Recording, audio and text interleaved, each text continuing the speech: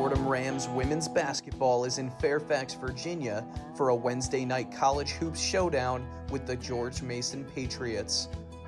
After a 6-3 non-conference start, the Rams are ready to open A-10 play on the road against the reigning A-10 tournament champion Patriots. Fordham is riding a 3-game win streak, most recently dispatching Long Island at the Rose Hill Gym on Sunday. The Patriots began their season 5-4, but remain undefeated at home so far. On Saturday, the Pats fell to number 13 Ole Miss at a neutral site in their second game against a ranked opponent this season. Powered by the newest A-10 Player of the Week, Zahira Walton, George Mason is poised to begin their first A-10 title defense in program history tonight. It's opening night of Atlantic 10 Women's Basketball Conference play. It's the Fordham Rams at the George Mason Patriots.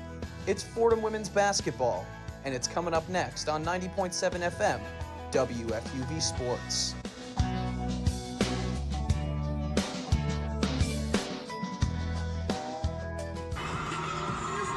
Well, good evening, ladies and gentlemen, as we welcome you inside of the Eagle Bank Arena on the campus of George Mason University in Fairfax, Virginia. I am Tucker Austin, joined this evening by Dom Sansone, and we are proud to present you Fordham Women's Basketball as we await the start of the Fordham Rams versus the George Mason Patriots. Now, Dom, last year, this game did not go nearly to plan for the Fordham Rams in the Bronx. The Patriots got the win 70-43. Fordham looking for a bit of sweet revenge now here on George Mason's home turf. Yeah, and it'll be a great one here tonight. They're going to lean heavily on Alexis Black, the junior transfer from Appalachian State. She's been fabulous. 42 points, 20 points, 18 points, and 11 points in her last 4 games. Yeah, unbelievable stuff from her. We had a chance to catch up with Fordham's head coach, Bridgette Mitchell, about Alexis Black and all of the players on this Rams team. Take a listen to that right now. We're here with Fordham women's basketball head coach Bridgette Mitchell ahead of Fordham's A-10 opener against the George Mason Patriots. And, Coach, your team went 6-3 in non-conference play. How much confidence were the Rams able to build over that stretch leading up to tonight? Yeah, I think that, these past 2 games, we've had contributions from everyone on our team. And so I think that we're in a good place when it comes to what everyone's capable of. And so we're playing with a lot of confidence. So it's great to be going into our first conference game with a lot of confidence for each and every one of our players. Yeah, coming into A-10 play, your Rams have held opponents to a 35% field goal percentage, which is the best mark in the conference. Today, though, you face a potent George Mason offense that is second in the conference with 72 points per game. What is the biggest defensive priority to make sure they don't establish any rhythm today? Yeah, it's really important for us to limit their go-to players, right? They're talented. They can put numbers up. So we're going to throw a few different things at them in terms of how we defend them per quarter and kind of keep them off balance so that we're able to take advantage of our defensive prowess. Like we're really aggressive. And so we're gonna mix some things up. We're going to keep them on their toes and try to throw them off so that we can get rebounds and push it the other direction. You've been throwing the press in there all season so far, and it seemed to work a majority of the time, especially when it comes out in the first quarter, teams really get thrown. But now in your third season here at Fordham, you've had the chance to develop some more familiarity with the other teams in the A-10. How will your experience so far and that of the returning players on this Fordham team come into play tonight? Yeah, I think that we're a different team, right? And every year we go look at strategy. We look at how the talent of the athletes that we have on our roster. And so with this year's team, defense has been a huge staple for our identity. And so I think that, being able to hold teams, like you said, to, 30% in their efficiency is something that we pride ourselves in. And so that's something that we're looking to build on, which has been our staple. So when it comes to league play, that's not changing, right? We're actually really excited that we get a chance to up it a bit, right, and give the league a little taste of what we're capable of doing. So that's going to be something that's going to be consistent in the conference. George Mason is a big physical team, as you probably know. Is there a chance that you'll lean more on some of your bigger players tonight, like Ugne and Precious, to match their size? Yeah, we'll definitely, Precious, Emma, all of our forwards, Lala, KB, London, everyone will get an opportunity to see the court. And my philosophy and our team, like we know, you get out there and you do your best. It doesn't matter if you get 1 minute or 5 minutes or 25 minutes, right? You got to go out and contribute. And so they're all really locked in on being the best defensive player that they can be and to rebound, right? And then I just wanted to bring up Walt. And we welcome you back inside the Eagle Bank Arena in Fairfax, Virginia. Tucker Austin, Dominic Sansone with you. That was just Fordham's head coach, Bridgette Mitchell, who we got a chance to catch up with before the start of this game. We want to thank you for joining us on 90.7 FM and WFUV Sports YouTube this evening. George Mason, the Patriots in white from head to toe with yellow and green piping. Meanwhile, the Fordham Rams in maroon from head to toe with some white accents, white letters, white numbers. And we are just about ready to roll between the green and gold and the maroon and white in the opening of A-10 play in 25-26. The tip is up and won by the Fordham Rams. Coming down with it is Ornella Niankin. She tries to get it back to Alexis Black, but that's going to be a backcourt violation and an early turnover by the Rams. Yeah, got to control the ball against this George Mason team. Very high-powered offense. Don't want to let them get going early. Just 10 seconds have gone by here in the opening quarter. Inbound for Lewis Volker. Now Walton, she gets it down low for MJ Johnson. Her layup's no good. Tipped rebound is brought down by Ornella Niankin. Alexis Black with it across half court for the Rams now. Fordham moving left to right. George Mason right to left. Cross-court pass for Niankin. Moves into the right block and goes up with the right-handed layup. She scores and makes it 2-0 Rams in the early going. Nice move. Rams are going to have to be physical here. George Mason, very big team. Pass inside for Volker. Up with the layup. That's no good, but there's a foul called on the shot. Lewis Volker is going to go to the line for 2 shots here. Yeah, and she shoots it at the stripe, 4 of 4 this year, so we'll see if that stays true for a larger sample size. The starters on the floor tonight so far: Alexis Black, Emma Wilson-Saltos, Kayla Berry, Ornella Niankin, and Tia Morgan for the Fordham Rams. Meanwhile, it's Jada Brown, MJ Johnson, Lewis Volker, Zaria Walton, and Kennedy Harris starting for George Mason. Volker makes 1 of 2 to make it a 2-1 game. 9:15 to go here in the first. Kayla Berry now up top for Tia Morgan. Morgan, top of the key, gets it to Wilson-Saltos. Saltos left wing, fires it into the right corner, but through the hands of Kayla Berry and out of bounds.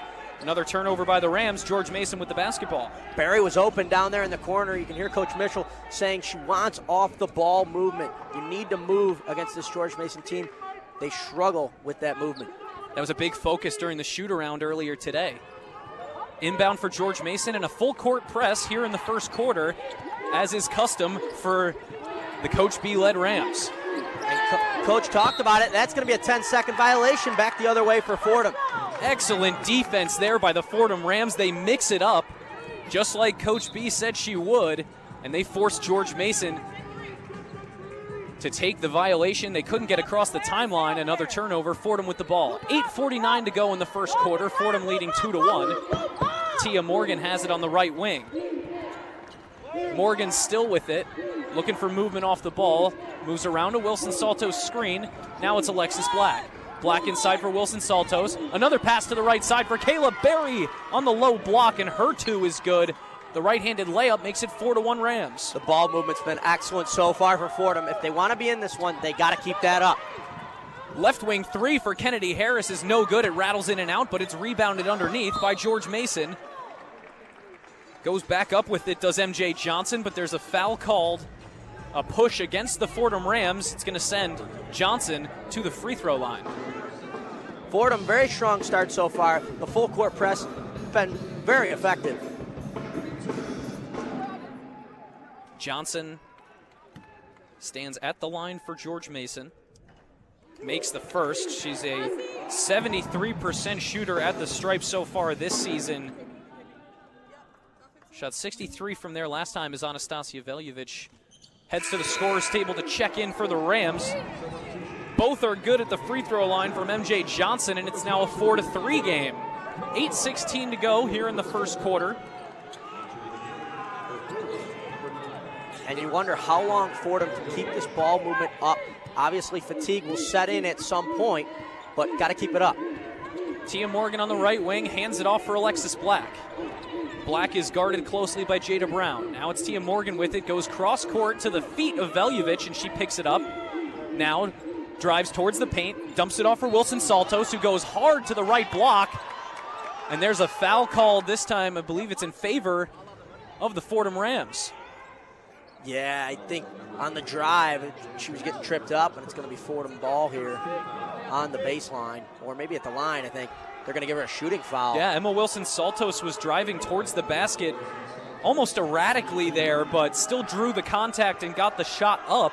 And so now Wilson-Saltos at the line for the Rams. Yeah, Coach Blair Lewis not happy about the call in that official's ear. You could tell.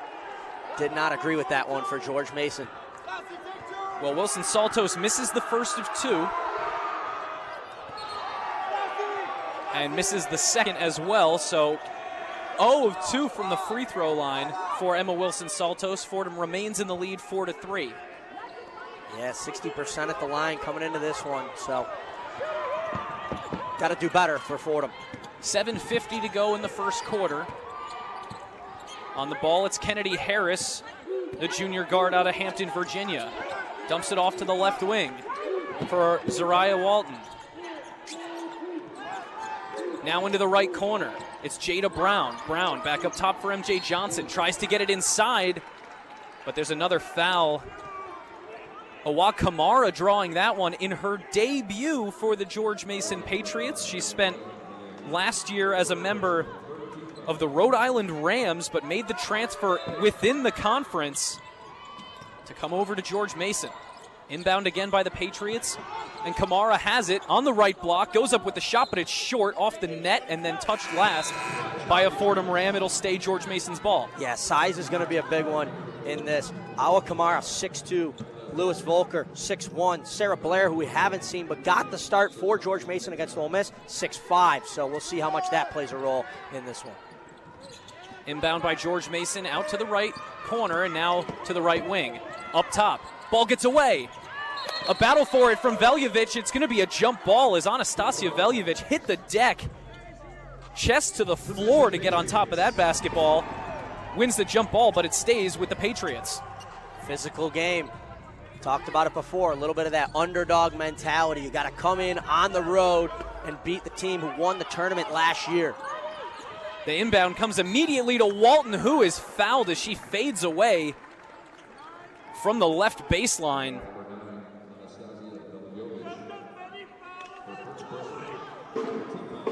Zahira Walton is going to go to the free throw line here for George Mason. Walton, the star of this George Mason team, 22 points a game, 2.3 assists from the stripe, just around 70%. She makes the first, not to mention all those accolades, Dom. She's the reigning Atlantic 10 Women's Basketball Player of the Week. She was also the Rookie of the Year in this conference in her rookie year in 2024. Made all-conference third team as a rookie as she makes the second of two, and a quick inbound for the Rams. Tia Morgan has it on the right wing, drives into the paint, finds Ugne Serto-Teta, who's now in the game, but it gets away from her, picked up by Kamara. George Mason in transition, 7 minutes flat to go in this first quarter, 5-4 is the lead for Mason. George Mason looking to push the pace here a little bit. Up top for Zahira Walton, it's tipped away by Alexis Black. She fights for it and tries to save, and then hits a bottle of hand sanitizer onto my partner's computer. That could have been worrisome. Would have been that could have been way worse than it was. was. Way worse. But either way, it's going to be an inbound for George Mason right in front of us here. Just to sort of wrap things on Zahira Walton, the referees conferring over who was the last to touch that one. But Zahira Walton, aside from all her rookie accolades, she was also named to the first team all-conference team in 2025 and the Atlantic 10 all-defensive team last year. So really a jack of all trades, not to mention the most outstanding player of the A-10 tournament last year. The list goes on. Yeah. Zero Walton. She was also honored for scoring her 1,000th point in college before this game started. It's unbelievable what she does for this team. Ranks nationally in scoring. She's an electric player, and it's going to take a lot for Fordham to shut her down today. Yeah, we could talk about her all night. We'll see. It's Tia Morgan and Veljovic who's been on her. A step back from Kennedy. Harris for three. That's no good. Rebounded by Kamara.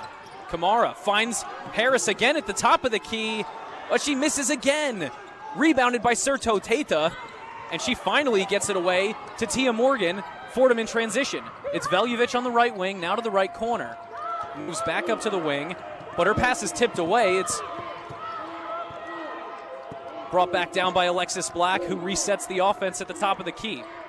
6:13 to go in the first quarter, 10 seconds on the shot clock. Right block for Une Serto Teta. And they're going to call a foul against Awa Kamara that time. Blocking Ugne Serto Teta. Fordham gets an inbound under the basket and a fresh shot clock. Yeah, Ugne's so dangerous, backing down Kamara there. It's going to be physical down near that hoop. We'll see who wins that battle. Alexis Black looking for an option to inbound. She finds Tia Morgan across the court in the left corner, just short of the three-point line. She pulls the two. That's no good. Rebound Serto Teta. She hits the deck, and it gets away from her. Mariam Motang, now checked in the game, picks up the ball, and now it's transition time for the Patriots. Motang, top of the key, guarded by Serto Teta. She pulls a long two. That's no good. Rebounded by Kamara, and she puts it back up and in to give George Mason a 7-4 lead, 5:38 to go in the first quarter. If you're Fordham, you've got to do a better job around the hoop, taking care of offensive rebounds for George Mason. Left wing for Anastasia Veljovic. And it gets away from her at the top of the key, picked up by Zahira Walton. She tries to get it to Volker, but Volker cannot control in transition. It gets away from her, rolls out of bounds off her foot, and it's a turnover by the Patriots. Fordham's ball. A lot of subs coming in here for the Rams. A big swap, as Coach Mitchell is known to do. 3 players on, 3 players off for the Fordham Rams. Now in the game, Karen Easley. Nyankin back in the game, as well as Mason Hill, the freshman. Karen Easley, one of the other freshmen on this Fordham team, with the ball on the left wing, now finds Alexis Black. She pulls for 3, and it's good. Alexis Black reties this game at 7 with a 3-ball with 5 minutes to go in the first. Bodies everywhere in transition for George Mason. Top of the key 3 for Volker. She can't answer. It's rebounded on the right block by Mariam Motang, but she picks up the offensive foul. And it's a turnover by George Mason. 5:54 to go in the first. Fordham with the possession and a chance to retake the lead. Yeah, I mean, they got to do a better job with the rebounding. I mean, 5 offensive rebounds so far for this George Mason team. I'm sure it'll be a talk of emphasis here in this media timeout about boxing out, especially around the paint. Yeah, with that, we are going to step away for the first time tonight. We're all knotted at 7 here between the George Mason Patriots and the Fordham Rams in the opening game of Atlantic 10 play in women's basketball. We'll be right back with more Fordham women's basketball on 90.7 FM WFUV Sports.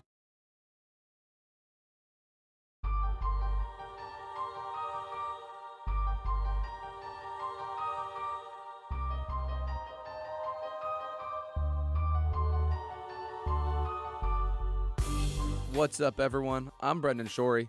And I'm Joe Henry, your 2025 New York Jets beat reporters.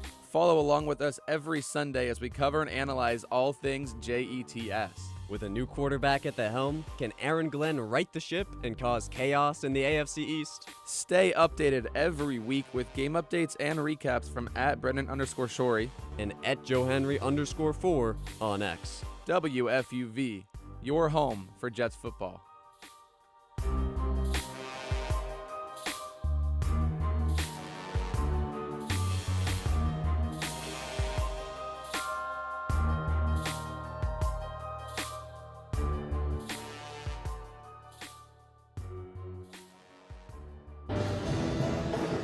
And we welcome you back inside of the Eagle Bank Arena on the campus of George Mason University in Fairfax, Virginia. Tucker Austin, Dom Sansone with you.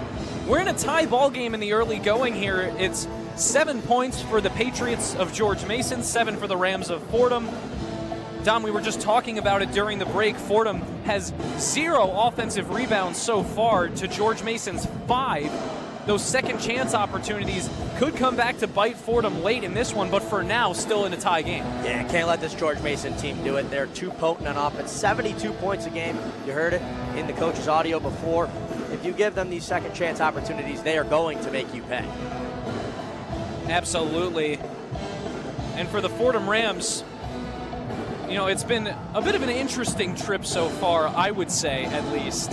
There were multiple delays in trying to get out of New York City, waiting for a plane at White Plains Airport, or at Westchester County Airport, I should say, up at HPN. Fordham couldn't get a plane for a little while.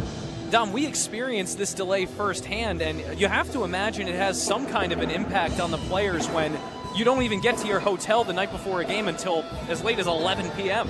Yeah, it's definitely frustrating, especially when, you know, you maybe could have driven per chance and probably beat that, you know. So there's positives and negatives to both, pros and cons, as always. But, you know, coach, I'm sure, has talked to these players and been like, look, you got to be able to overcome a little bit of adversity. You're playing a team who really had the better of you in the Bronx last year. You need to come out strong. I'll say this, though, the flight up and down, nice and easy, very smooth. 54 minutes.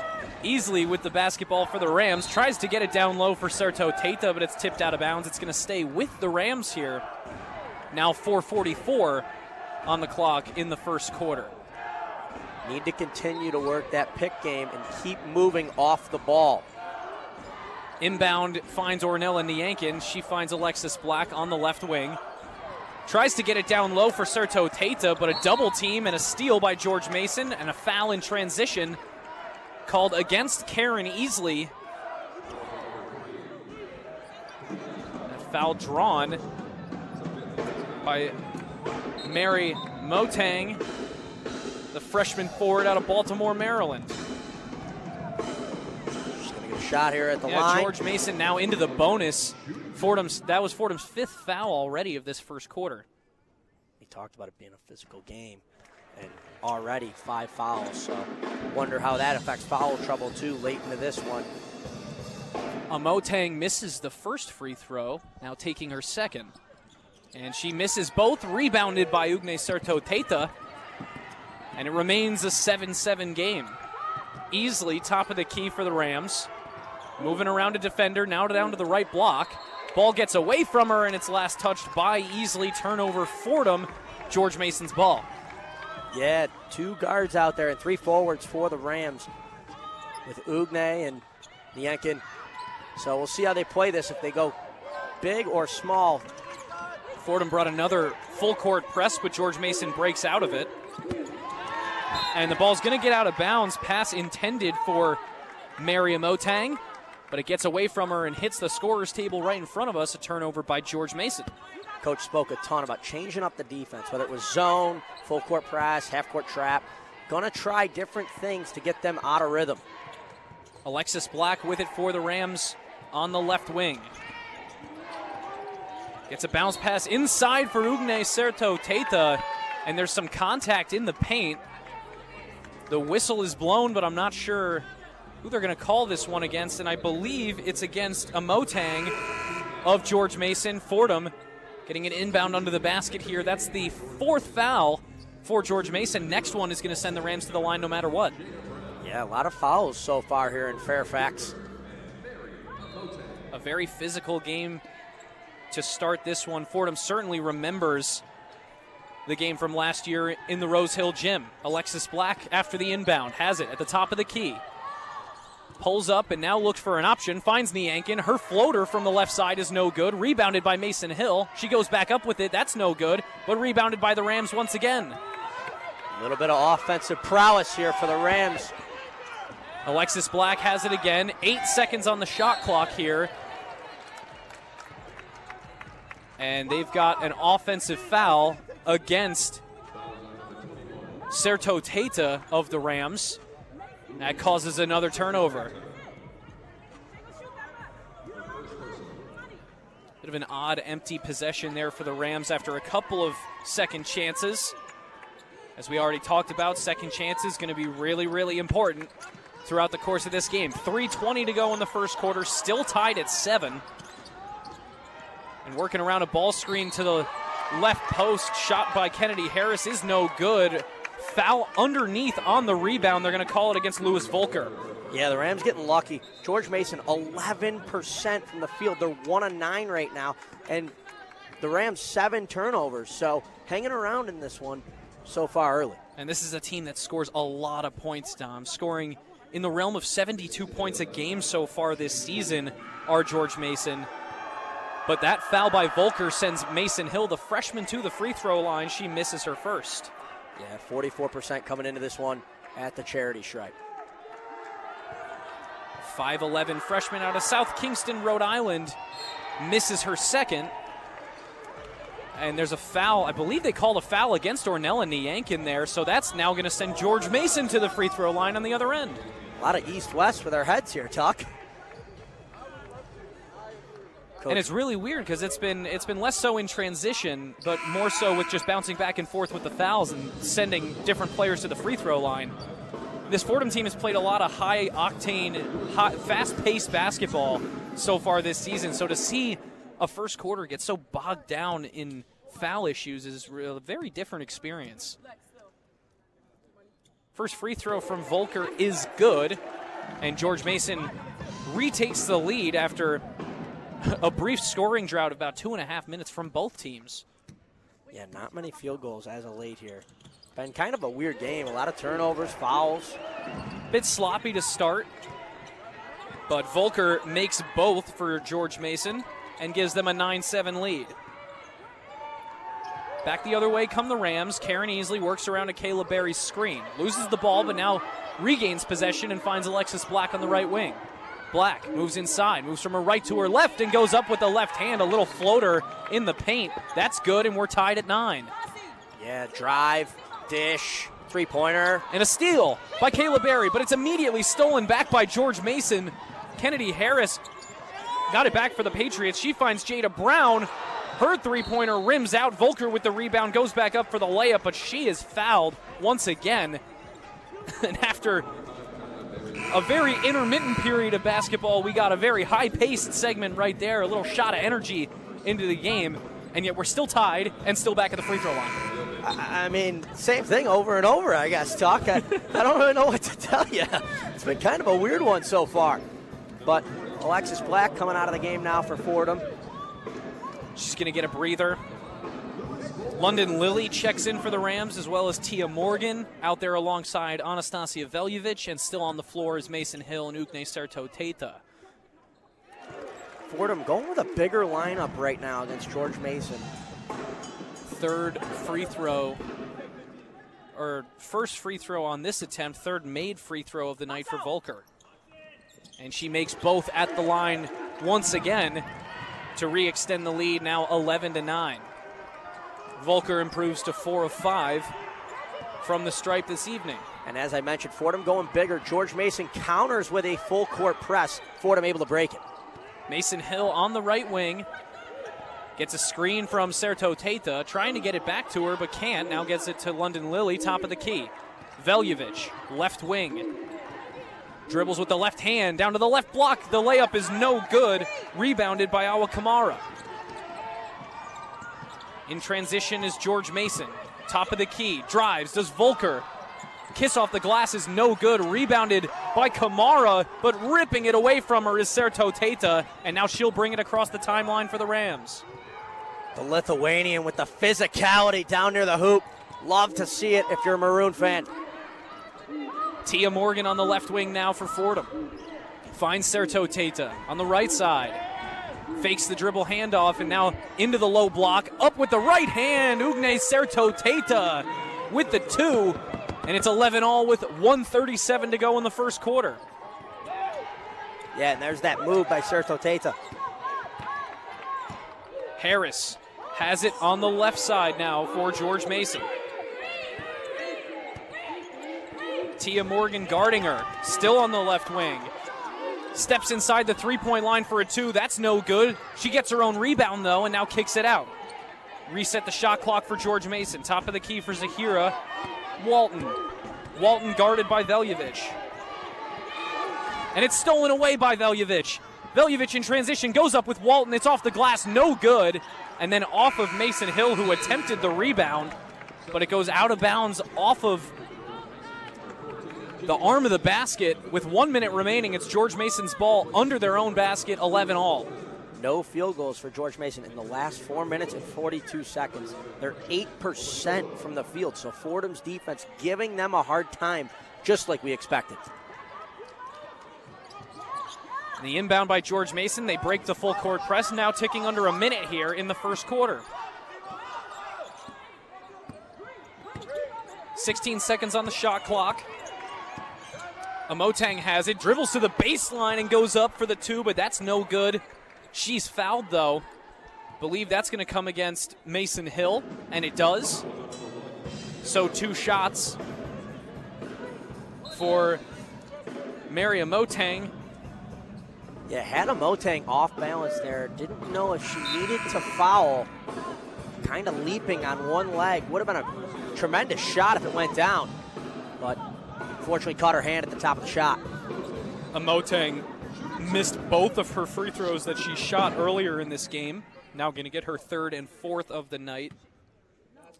68% shooter from the stripe so far this season. Makes her first on this trip and 3rd tonight. 12-11 the lead now for George Mason. 41.8 on the clock. Amotang makes both on this trip and re-extends the George Mason lead. Clock ticks under 40 after the inbound. Tia Morgan has it for the Rams. Across the timeline, screened by London Lilly. Finds Alexis Black in the right corner. Black steps inside the three-point line and pulls for a long two. That's no good. Rebounded by George Mason. 24 seconds on the game clock. Shot clock is turned off. Left wing for Greenberg. Paige Greenberg gets it inside. For MJ Johnson, her layup is no good, and the fight for the rebound rolls out of bounds. It's going to be off George Mason here. Fordham with a possession and 12.4 to go. Yeah, shot clock off here. Going to hold it for the last shot. Tia Morgan, 6 seconds. Morgan still holding on to the ball. 2 seconds now on the clock. She gets it into the left corner for Alexis Black. Has to fire it up at the buzzer. It's no good. Not sure it would have counted. But I believe they called a foul on that shot. The buzzer sounded. There's zeros on the clock. But I believe Alexis Black is going to go to the free throw line here. Yeah, they might be reviewing this one too. We'll see what they ultimately end up doing. But if you're Fordham, as we near the end of this first quarter, got to be happy with the first quarter performance. Yeah, possible foul against MJ Johnson. The referees are going to take another look right here in front of us. The quarter has come to an end. I'm not quite sure if we're calling that the full end of the quarter or not. I imagine we will. So with that, we await the result of the review, but we're going to kick it back to the Rose Hill studio for right now. With a one-on-one scoreboard update, here is Hope Nolan. A one-on-one scoreboard. At 7:30 p.m., the Knicks will take on the Hornets at Madison Square Garden. The Nets play the Bulls away at 8 p.m. and will be back in the Barclays Center tomorrow night, taking on the Jazz at 7:30 p.m. The Rangers beat the Stars last night in overtime at MSG, and they will be playing the Senators away tomorrow night at 7 p.m. The puck dropped for the Devils vs. Stars at 7 p.m., and both teams are still looking for that first goal. The Islanders beat the Lightning 2-1 last night, and they will take on the Avalanche at 7 p.m. tomorrow night at home. With your one-on-one scoreboard, I'm Hope Nolan.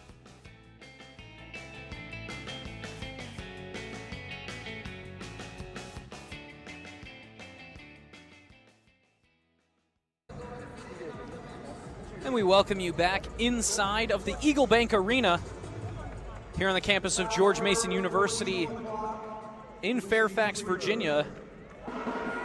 As you heard just there, the call from the referee. It's a foul on George Mason on the shot. by Alexis Black, and they've placed 0.2 of a second back on the game clock in the first quarter.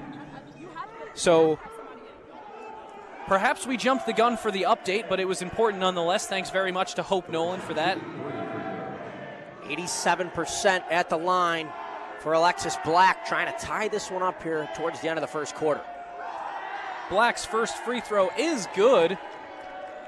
Makes it 13-12.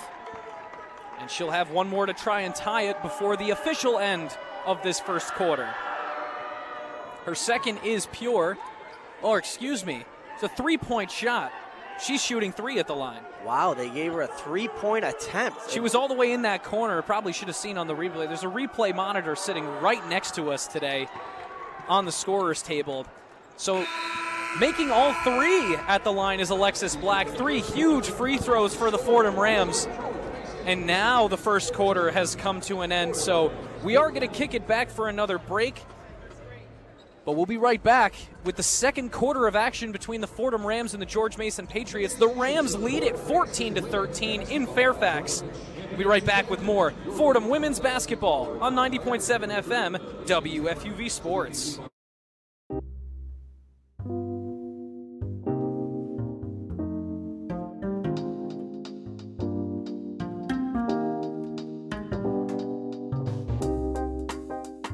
I'm Kurt Sippel, telling you to tune into One on One, New York's longest-running sports call-in show. Catch us live every Saturday on our WFUV Sports YouTube Live from 11 a.m. to 2 p.m. and later on 90.7 WFUV from 11 p.m. to 2 a.m. We break down the week's latest headlines with our collection of tri-state area beat reporters, along with interviews with your favorite athletes and media personalities. WFUV is your home to talk all things New York sports.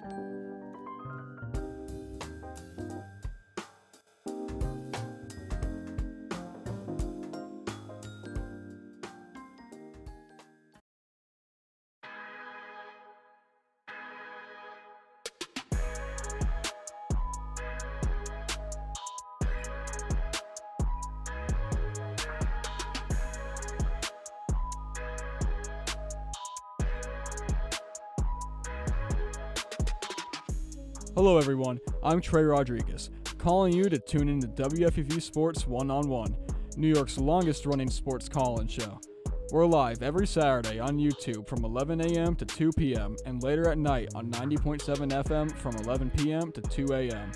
We cover the latest news in the sports world with our wide range of beat reporters, as well as exclusive interviews with your favorite athletes. We'll see you next Saturday on One on One.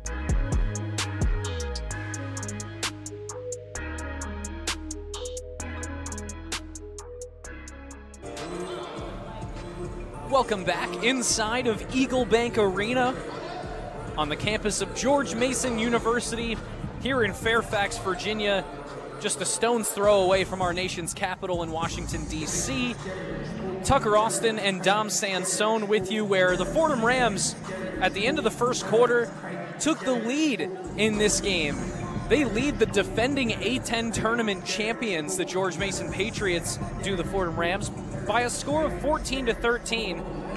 And Dom, in the early going in this one, I'm not surprised to see that Alexis Black is the engine of this Fordham offense. 3 free throws, all good for her at the end of the first quarter. Yeah, it's just like a locomotive. Keeps on going. Alexis Black, 8 points so far. 2 of 3 from the field.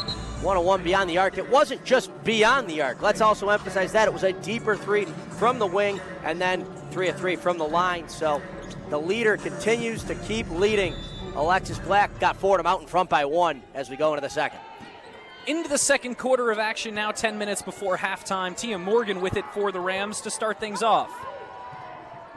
Gets it to the top of the key for London Lilly. Now finds Mason Hill on the left wing, but they're going to call an offensive foul this time against Lilly, away from the basketball. It's another turnover by the Rams. Fordham has given the ball away 7 times now tonight. Yeah, can't turn the ball over that much for the Rams. Morgan gets picked up by a screen. Kennedy Harris moves inside and kisses it off of the glass from the left block. Kennedy Harris makes it 15-14, George Mason. First field goal for George Mason since 4 minutes in the first. Tia Morgan with it on the right side, guarded by Kennedy Harris. She gets it to Alexis Black. Black feints the step inside, now finds London Lilly, left wing, her three is good. London Lilly gives the Rams a 17-15 lead with the triple, 9:05 to go in the second quarter. George Mason, Volker with the top of the key. Harris now, guarded by Lilly. Moves towards the paint, now kicks it out for Walton. Zahira Walton fakes the dribble handoff, now moves to the right side for a baseline two, and Walton hits the reigning A-10 player of the week in women's basketball, ties this game at 17. Need to keep the ball out of Walton's hands at all costs. 4 points in this one already. Alexis Black has it for the Rams on the right wing, gets it down low for Precious Omashola. Goes up with that right hand under the basket and finds the bottom of the hole. 19-17 Fordham Rams, 8:20 to go in the second quarter. Fordham back in their man-to-man set here. Volker, top of the key, finds Walton. Zahira Walton drives into the paint, guarded by 3 defenders and walks. She found a wide open Jada Brown in the left corner, but took 1 step too many in that paint for the Fordham Rams. The travel and the turnover by George Mason.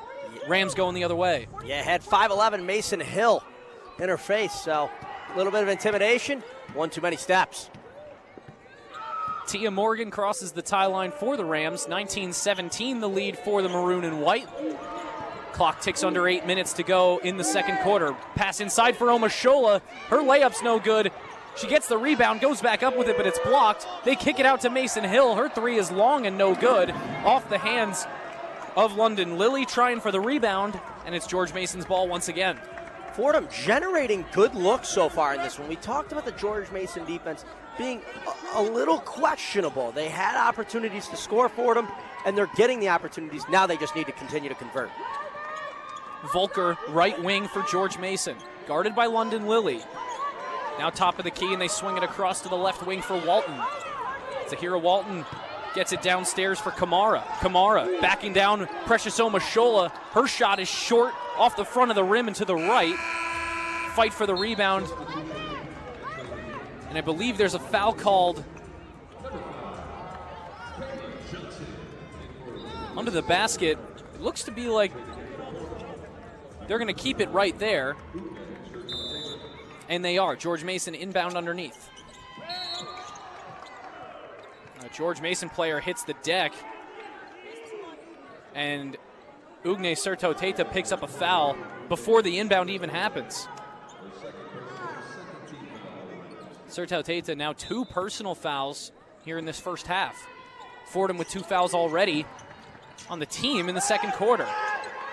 Inbound by George Mason. On the right corner, it's Zahira Walton, who moves all the way inside, goes up with that left hand, but no good. Rebounded by Kamara, and she gets it to go. Another second chance bucket for George Mason, and we're tied at 19, 7:08 to go in the second quarter. Quick pass down low for Omashola, and she kicks it back up top for Serto-Teta. Alexis Black works around an Ugne screen. Moves up to the free throw line. Her jumper's no good. Rebounded by George Mason. Quick transition. Kayla Johnson pulls from the right wing. Foot on the line. No good. Rebound Mason Hill. Need to maybe slow this game down a little bit. Fordham moving quick. Hill drives the lane. Kicks it out for Tia Morgan. Morgan steps inside and takes the long two. That's no good. Rebounded by Kamara. Another bit of a scoring drought here between both teams. Jada Brown, quick pull from the right side. A little 13-footer from just inside the three-point line. Makes it 21-19 George Mason. Fordham just going too fast there. Need to slow things down. Coach Mitchell telling him, slow it. Take a little bit of the air out of the ball. Run the offense and the game plan that they've set up. Serto-Teta drives into the paint. Up softly with that right hand. And it is very hard to stop Ugne Serto-Teta when she's moving through the paint. It's 21-all once again. 6 minutes to go here in the second quarter. Kennedy Harris, left wing, guarded by Tia Morgan. She gets a screen from Kamara. Now works around another screen by Walton, but Mason Hill picks her up. Harris still with the ball. Foot on the line, right wing shot is good. They gave her a 3, but that was a 2. Maybe they'll review that. They should take another look at that one because her foot was on the line, but either way, they're going to count it as a 3 for now, and it's 24-21 George Mason. Mason Hill, left wing, moves inside, and they're going to call a foul. I believe that one comes against Kennedy Harris off the basketball. Wilson Saltos and Karen Easley going to check in for the Rams. Precious Omashola taking a breather, as well as Mason Hill.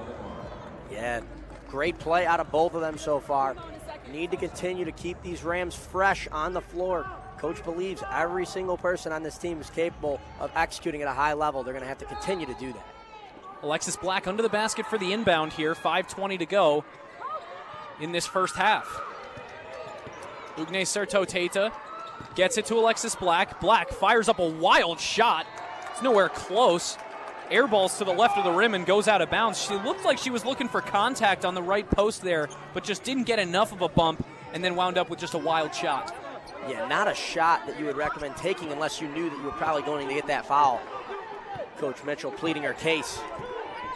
5 minutes flat to go in this second quarter. 24-21 the lead for the George Mason Patriots over the Fordham Rams. On the right wing, it's Jada Brown with it for the Patriots. She's double teamed near the timeline, but she gets it to Sarah Blair. Into the right corner, that shot is no good. It was Kayla Johnson, the freshman guard from Upper Marlboro, Maryland, who threw that wild shot up from the right corner, but I believe she drew a foul, so it should send her to the line for 3. We stop the clock under 5 minutes for the first time in this second quarter. We're going to step away for just a quick moment. 24-21 is the lead now for the George Mason Patriots over the Fordham Rams with 4:52 to go in the first half. We'll be right back with more Fordham women's basketball on 90.7 FM WFUV Sports.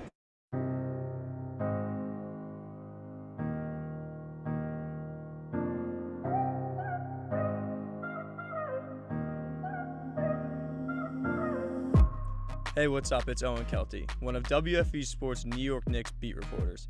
Jalen Brunson and the New York Knicks look to dominate the East and bring a championship back to New York.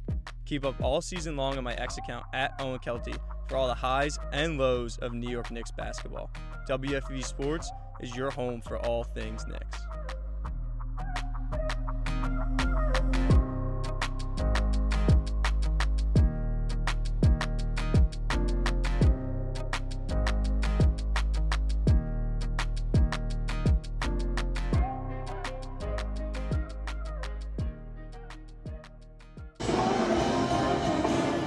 Welcome back inside the Eagle Bank Arena on the campus of George Mason University in Fairfax, Virginia.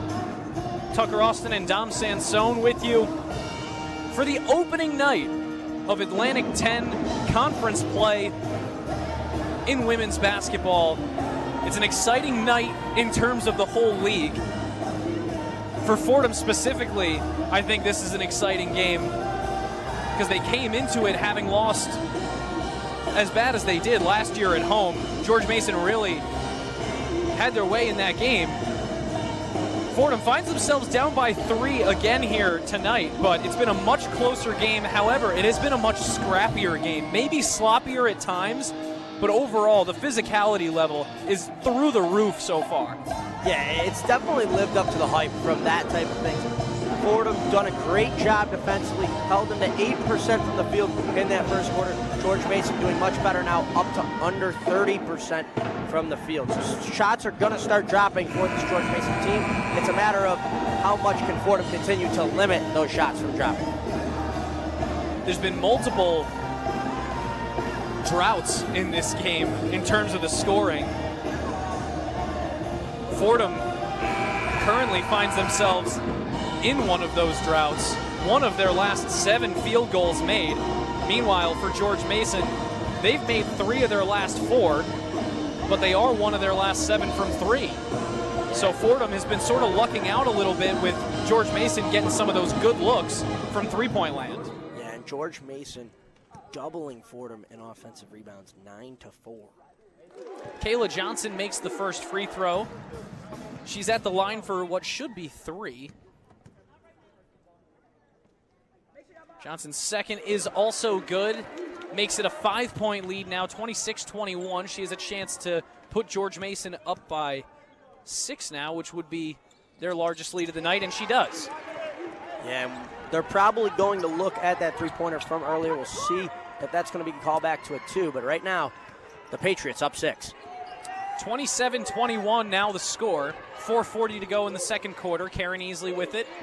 Gets it to the right corner for Mason Hill, who dribbles it back up to the wing.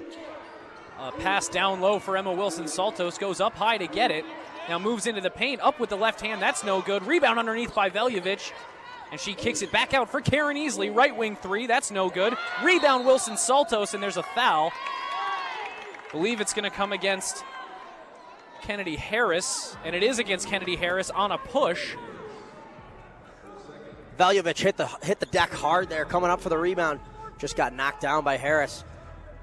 It's going to be her second personal foul with 4:20 to go in the second. Yeah, there's been a lot of fouls in this game for both teams. Multiple players for the Rams and for the Patriots, up to 2 fouls now on the evening. Inbound from Alexis Black. She finds Veljovic up near the George Mason logo at center court. Now Fordham will restart the offense. Easley for Black. Black on the left wing. Gets it to Wilson-Saltos in the left post. Drives into the lane, goes up for the layup, and she is fouled. Emma Wilson-Saltos going to go to the charity stripe. Going to try to cut this Patriot lead down from 6. Yeah, Wilson-Saltos going up at 5'11" against the 6'5" senior out of George Mason. Talk about being fearless. Born and raised from the Bronx. It's great to see for Fordham. Wilson-Saltos, a 4-year player here at Fordham. She hasn't played anywhere else. She makes the first free throw. She was named a captain on the team this year with only 5 or so returners on this team. A lot of fresh faces. She's one of the anchors of this program, and she makes both at the free throw line on this trip. Makes it a 27-23 game with 4 minutes to go in the first half. Fordham back into that full court press. Volker gets a wild pass away, and that's an offensive foul. Karen Easley, the freshman, drawing the contact under the basket. Standing at just 5'5" out of Philadelphia, showing that Philly toughness as she sacrifices the body for the charge. If you want to win these types of games, you have to be able to stand in and take that charge. Easley tries to get it inside for Wilson-Saltos. Ball gets away. It's a scramble for it. Veljovic had a hand on it too, but now coming the other way is Jada Brown and the Patriots. Pass inside for Volker. Goes right back up with it and puts it in. Lewis Volker makes it 29-23 with 3:27 to go in the second. Easley has it across the timeline for the Rams. Trying to work from her left to her right. They're going to call a foul here against Kayla Johnson. The 5th team foul of the second quarter for George Mason puts Fordham into the bonus now, so Karen Easley going to take a pair of free throws. Got to get the offense going if you're the Rams. No field goals in the last 250. On the other side, George Mason, 3 of their last 3 from the floor. Fordham in great position, though, here for the last 3 minutes and 15, give or take, in this second quarter. Just 3 fouls against the Rams, 5 against George Mason, as Easley makes the first to make it 29-24. Fordham, with a couple of fouls to give, can play a much more physical game down the stretch to halftime here than the Patriots can afford to. Easley's second free throw rolls out around the rim. And there's a foul against Mason Hill after the rebound. And right after I said they were in a good spot with the fouls, bit of a careless foul to give up there, as Fordham is just 1 from putting the Patriots in the bonus. Yeah, not a foul you want to take. Fordham kind of switching up their defense again. This trap and press has given them issues so far. Yeah, another press, but now there's an open woman in the corner. It's Walton, but she misses the 3. It's not often you see a player with the caliber of Zahira Walton miss a wide open look, but she does. And the ball poked out of bounds. It'll be an inbound underneath for George Mason. whatever you want to say, Coach Mitchell's staff has done a tremendous job limiting the George Mason Stars. Number 2, Walton. Number 3, Harris. 9 combined points, and we're almost at halftime. Inbound to Harris. Baseline J is good. Kennedy Harris from the left side. A medium range 2, and it's 31-24, 2:53 to go in the second quarter. Tia Morgan now in the game for the Rams, out there with Black, Veljovic, Wilson Saltos, and Easley. Downstairs for Wilson Saltos at the left block, and she puts it in with the left hand. Makes it 31-26. Need to continue to take the air out of the ball if you're Fordham. Quick 3 for Kayla Johnson, and she gets it to go. Kennedy Harris found her wide open on the left wing. She hits the triple. Makes it 34-26 now, an 8-point advantage for the Patriots. Left wing 3 by Veljovic. That's no good. Rebounded underneath by Kayla Johnson. 2:09 to go in the second quarter. Quick transition for George Mason, but the pass goes to nobody, and Veljovic ends up with the basketball. Veljovic steps through the paint, tries to go up with the lay, but is no good. She drew a bit of contact, but looks like they're going to give Fordham the basketball under the basket here. And they are. Alexis Black readies for the inbound.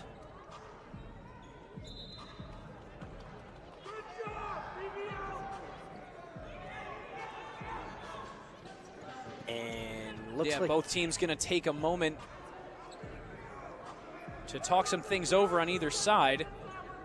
The referees discussing some things at center court. Seems like they might want to take another look at this one.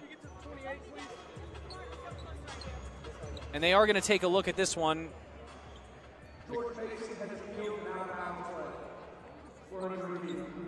I think you heard it right there. George Mason appealing an out-of-bounds call. They think it went last off of Fordham. And the referees are going to take a look at it right in front of us here. But now the largest lead of the night once again for George Mason, 34-26. The Patriots now have the lead, as this game has slowly started to get a little bit further away from the Fordham Rams, but we haven't seen them quite stall out yet in this game. They still work their way back in with a big shot underneath here, huge second chance, or another big 3. Fordham is 2 for 5 from three-point land so far in this game. But London Lilly and Alexis Black are the 2 players who have hit their threes, and they're both 1 for 1. So who knows how hot they could still get. Yeah, no need to panic if you're Fordham here. You're down 8 to a very talented George Mason team, okay? But at the end of the day, you're very much in this game. You're going to be getting the ball here down on the baseline. If you can keep it within 5 going into the half, you got a real shot to come out in the second half, make adjustments in the locker room, and come out and take the lead and win it. I think Fordham's initial game plan in the first quarter was a solid one. And I think they got to get back to that a little bit in the sense that, you know, maybe not pushing the pace as much, going to that full court press a little more. George Mason has struggled with their size to break the ball out. As you just heard, they did win that challenge, so they're going to get the ball on the baseline. So now George Mason's basketball, 2 minutes exactly on the clock here. It's going to start on the inbound, and there it is. Fordham with the full court press here.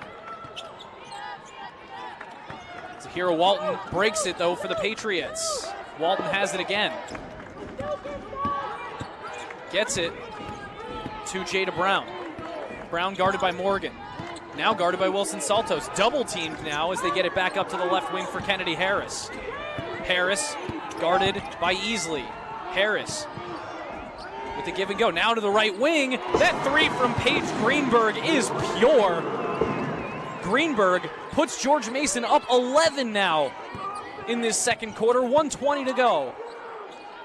Tia Morgan, left wing, finds Anastasia Veljovic. Veljovic on the left side, works around a Wilson Saltos screen, now finds Alexis Black on the right-hand side. Black switches the dribble from right to left.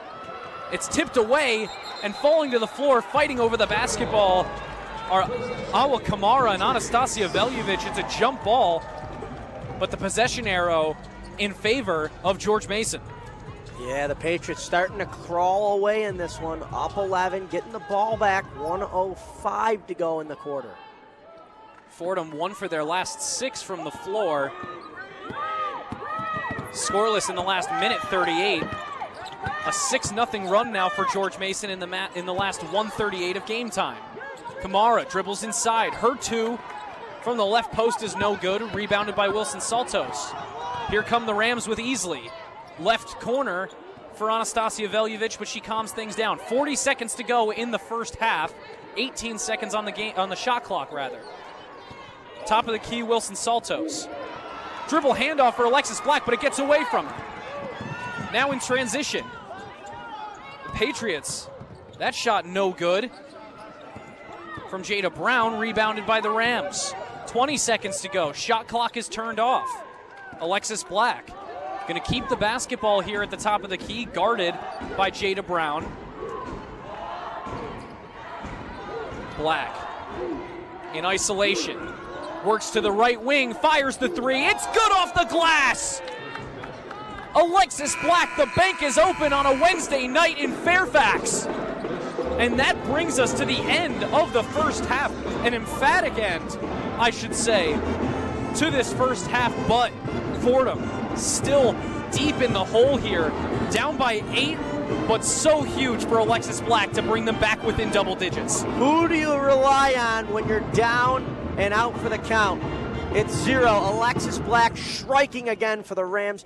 Get them back in distance. They're down 8 as we head into the second half. Yeah, up into double figures now is Alexis Black with 11 points, a rebound, and 3 assists.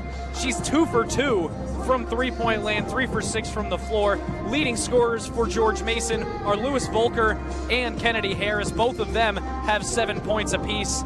As a team, George Mason 3 for 10 from beyond the arc, 10 for 28 from the floor. The Rams 3 for 6 and 10 for 26. But for now, we're going to send it back to the Rose Hill studio. Once again, the George Mason Patriots leading the Fordham Rams 37-29 in the opening game of A-10 conference play in women's basketball in 2025-26. But for now, we send it back to the Rose Hill studio for the one-on-one halftime report. Here are Derek Bullier and Hope Nolan. The one-on-one halftime report. Thank you, Tucker and Dom. Welcome into the Rose Hill studio for the halftime report. As the Fordham Rams, as you heard, are down to the George Mason Patriots 29-37. I'm Derek Bullier, joined by Hope Nolan here to discuss the game tonight. I hope you guys are having a great evening, but here let's dive in as the Fordham Rams are playing their first A-10 matchup. In the first quarter, we really saw some really strange basketball. It was described as very physical basketball, but it was just really weird because if you look at the stat line for the first quarter specifically, as the totals kind of evened out, George Mason shot 1 for 13 from the, just the field overall. That's 7%. But the game, but it was 14-13 Rams. So Fordham was up 1. They were winning. They were up 1, but their opponent shot 1 for 13. That's because the George Mason had 11 free throws. So really, the reason that this game is close and that George Mason has the lead is because a consistent theme that Fordham has had is because of the free throws, because George Mason is 14 for 17. They're shooting 82% from the free throw line, and they have 14 free throws. Without those free throws, they have 23 points. So it's if you subtract the free throws from both sides, it's a tie game. They both have 23. But anyway, it's an insane amount of free throws that Fordham's allowing. They're fouling a lot, and it's a consistent theme we've seen in a lot of games. Seton Hall was a game that Fordham wasn't expected to win, but they made it close and went to a lot of overtimes. But Seton Hall had 30-something points out of their 90 from free throws. So it's a consistent theme that we see from a lot of Fordham games where there's just a lot of free throws on the other side where they're giving free points, unguarded points, and that's what we're seeing in this game as well. Yeah, I mean, I feel like you have to play aggressive in a game like this. George Mason is the reigning A-10 champ. I feel like they have to go out there and play aggressive, but definitely a crazy stat from the first quarter. And then also, if you look at some individual stats, specifically for Alexis Black, who obviously everyone's looking at all the time, she has 11 points, while no one on Fordham has more than 5. She made a key 3 that we heard from Tucker at the end of that half to cut the lead from, it was 11, and now it's 8 only that Fordham is down, but she has 2 threes and also 3 free throws as well. So she has 11 points. But then on the George Mason side, it's a lot more spread out. There's a lot more bench points that they have. Volker has 7, and then also Harris has 7 for them. But it seems like the Fordham offense is just running through Alexis Black, and that has been a common theme again. So there's just a lot of common themes that we're seeing, but something that we're not seeing the same is the rebounding. The rebounding is something that Coach Bridgette Mitchell focuses, that she harps a lot on. She is very, very key about her rebounding, and she wants to have the girls get in the paint, and she wants to have them get those rebounds. But Fordham's being out-rebounded right now. Their offensive rebounds 10-6, defensive rebounds 12-9. That's a really big thing that is harped on a lot, but they're losing that rebounding battle right now. Yeah, I mean, I don't think down by 8 is that bad of a place to be right now. Like, going into the third quarter, I think this is maybe not a manageable win, but I think we can keep a close point gap going into the third quarter. But the rebounds definitely need to be kind of figured out going into this third quarter. Yeah, I mean, you saw in that first quarter that this game was really close. There was a lot of lead changes. The kind of just kept going back and forth. There wasn't really anyone dominating anything. I mean, Fordham was shooting a lot better. Obviously, I talked about the 7.7%, which is still insane to me, and the fact that the George Mason, the Patriots, were even close in that after going 0 for 5 from 3 and making literally one shot besides the 11 free throws. But Fordham was shooting 45%, but then in that second quarter, specifically the beginning of that second quarter, they weren't shooting as well. They made a couple shots at the end of the second quarter that raised their field goal percentage up to a third. But George Mason, 24 points in that second quarter, shooting 60%. They didn't have a 3 all game. They make 3 in that second quarter. I'm not sure what unlocked in that second quarter that allowed them to go from 1 for 13 to 9 for 15. But something certainly unlocked there for them that allowed them to put up this amount of point total to give them an 8-point lead now. Yeah, I mean, I don't know if it would be call it like playing down, but like a team like George Mason, they can play at such an elite level and they have such a high caliber of play that kind of their first quarter was definitely not their best performance. I feel like after the first quarter, they talked about it and they were like, guys, come on, like we got to lock in. Like this is not, we know how to play basketball and we're not playing basketball right now. But I think especially for Fordham going into this first game, like I would be pretty nervous with my first game being against the reigning A-10 champs. Like it's kind of a nervous place to be, but it's like if you're playing the best right now, like see how you can play against what was the best team last year and like let's go forward from there. So I feel like this is kind of a cool game to start off Fordham's A-10 play, and I don't know, I feel like it's exciting for the rest of the season to see how this game will end. You know, I 100% agree with you, and going into A-10 play is stressful, especially as you said, they're playing the conference champions, but they did have some tough opponents. I mean, I talked about the Seton Hall game that they did end up losing, but they played some pretty tough opponents, but then the A-10 this year especially is a lot tougher than it has been the last couple of years. So the opponents that they played before conference play, they are 6-3, the Rams. George Mason's 5-4, but it's not necessarily going to show how they're going to play in conference play. The opponents are definitely very different. George Mason's obviously a very tough opponent, so it's definitely, as you said, a test that they're going to see that they didn't necessarily see in the 9 games of conference play. But, I mean, this is a key game for the Fordham Rams. It's not obviously a home game for them, the Rams definitely do play better at home. As we saw their homestand, they played very well, but then they went on the road for Seton Hall and Buffalo, and they lost those 2. But this is still a big game for them. Starting off with a win in conference play is definitely a big morale booster. It's a lot of motivation. It's a lot of momentum. But especially when you are playing the conference champs, I mean, this would be a huge win for them. And I think that there's a lot of things that the Rams can do to come out with this win. I think they can start utilizing Kurt over here, who is helping produce, loves to see Ugne Serto Tater. Kurt? He's not listening. Ugne. Loves to see her get out there and just get in the paint and just do whatever she can. She's the biggest Fordham player out there. She's 6'2". She can do a lot that a lot of the other players for Fordham can't do, using her just being able to get under the rim. But when Alexis Black is the only player that's really scoring a whole lot, you've got to find a way to facilitate the offense through some other players, like George Mason has been able to do through their bench. They've been able to do a lot more with their bench, and I think that's something Fordham really needs to be able to do in the second half. Yeah, I mean, I'm just wondering what like the team chat is right now. Like what's being said in the locker room? What are they being told that they have to work on going into this third quarter? Because I do think that this is a winnable game.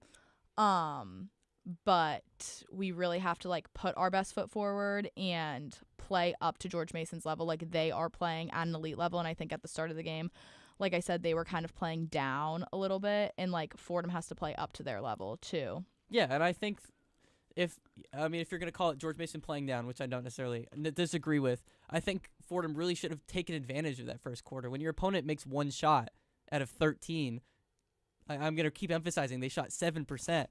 You need to really take advantage of that, but they were only up 1. It was 14-13. And I think, obviously, the biggest issue with that is they're fouling too much. Basically, everyone on the Fordham team has 2. Caleb Berry has 2. Niankin has 2 fouls. Hill has 2 fouls. Ugne has 2 fouls. And everyone else basically has 1 foul. So just Fordham fouling way, way, way too much. And they are turning the ball over as well.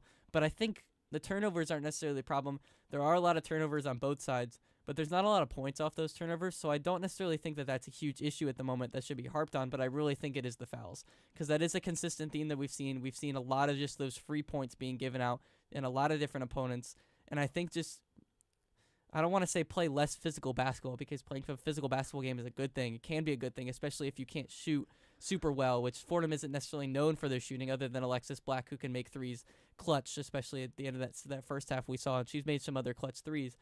But when you're not a team that shoots super, super well, they're shooting 3 for 6 from the three-point line, not shooting a ton of threes, 38% total. Playing physical and driving is something that you might have to do, but if you're already fouling so much, I don't know how they may be able to do I don't like the fouls obviously aren't good, but I do think like they need to just like play to that same level of aggressiveness without fouling. Like they need to keep up the intensity of the game. Like I just think that is so crucial in games like this against top teams like this. You can't really let up there, because if you're going to let up there, then that's where they're going to build off of this lead. Yeah, and I 100% agree. And then off those fouls, we've harped on that a little bit, but again, I want to go back on something that I've done a couple games, and Coach Bridgette Mitchell is very, very. I've done some games with them where they've played very, very big opponents. I forget what team it was, but they had a girl that was 6'4". They had 2 that were 6'2". They had like 5 or 6 6-footers. Very, very big team, but Fordham still out-rebounded, and they're not doing that in this game, where necessarily George Mason is a bigger team than Fordham, but not bigger than some teams that they've played. And Ugne Serto-Teter only has 9 minutes. A lot of their bigger players that are taller and can get those rebounds, especially the offensive rebounds, which Fordham is extremely known for, they haven't been able to get them. And I think that maybe, and Kurt has talked about this a lot, Ugne not starting or not playing as many minutes as maybe he thinks that she should. But I think that maybe getting her in there and be able to just even getting those second chance, getting those offensive rebounds, Fordham only has a couple points, second chance, literally 2 second chance points that they have, while George Mason has 12. They've been able to get those offensive rebounds. They have way more than Fordham does, getting those second chance points. So just being able to literally just get under the rim and playing physical, but just without maybe the fouls, which is kind of counterintuitive, but it's something, it's a fine line you have to be able to walk, and George Mason's walking that line, and Fordham, they're falling off the line at this moment. Yeah, I mean, I'm definitely excited to see what Fordham's game plan is going into this final quarter, and seeing kind of who they're putting on the court, where they're kind of like being aggressive or being less aggressive. Like, it'll definitely be interesting to see how they wrap this up. And you've seen Karen Easley in this game. She typically is playing very aggressive, and she is a very big contributor to that full court press. You see her a lot in the second half, contributing to that defense. But it's definitely interesting what we're going to see in the second half, and we are going to send it actually back to the Rose Hill Studios. This will do it for us on the halftime show. I have been Derek Bollier, joined by Hope Nolan, and we're going to send it back to Tucker Austin and Dominic Sansone in Fairfax for the second half of A-10 Fordham women's basketball.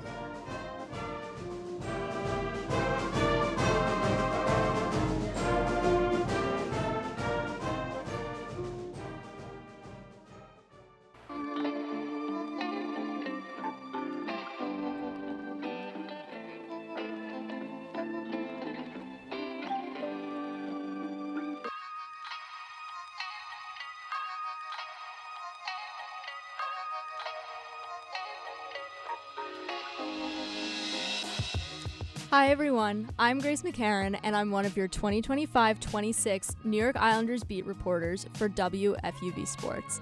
Follow me on X at Grace McCarran_ for live game updates, features, and other inside content from the island all season long. From the development of first overall pick Matthew Schaefer to incredible saves by Ilya Sorokin, WFUV Sports has you covered every step of the way as the Isles look towards the postseason. WFUV is your home for New York sports.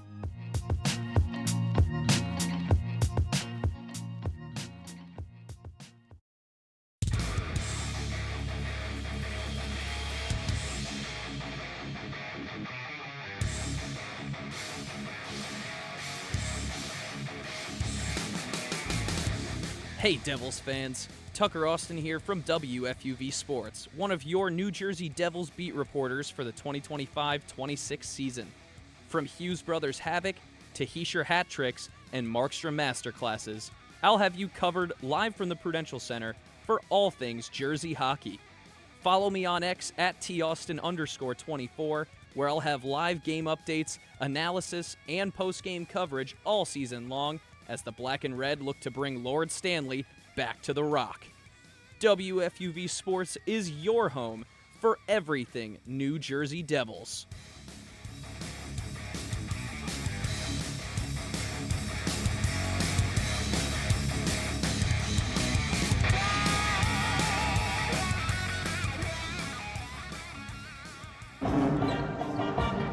Well, ladies and gentlemen, we welcome you back inside of the Eagle Bank Arena on the campus of George Mason University in Fairfax, Virginia.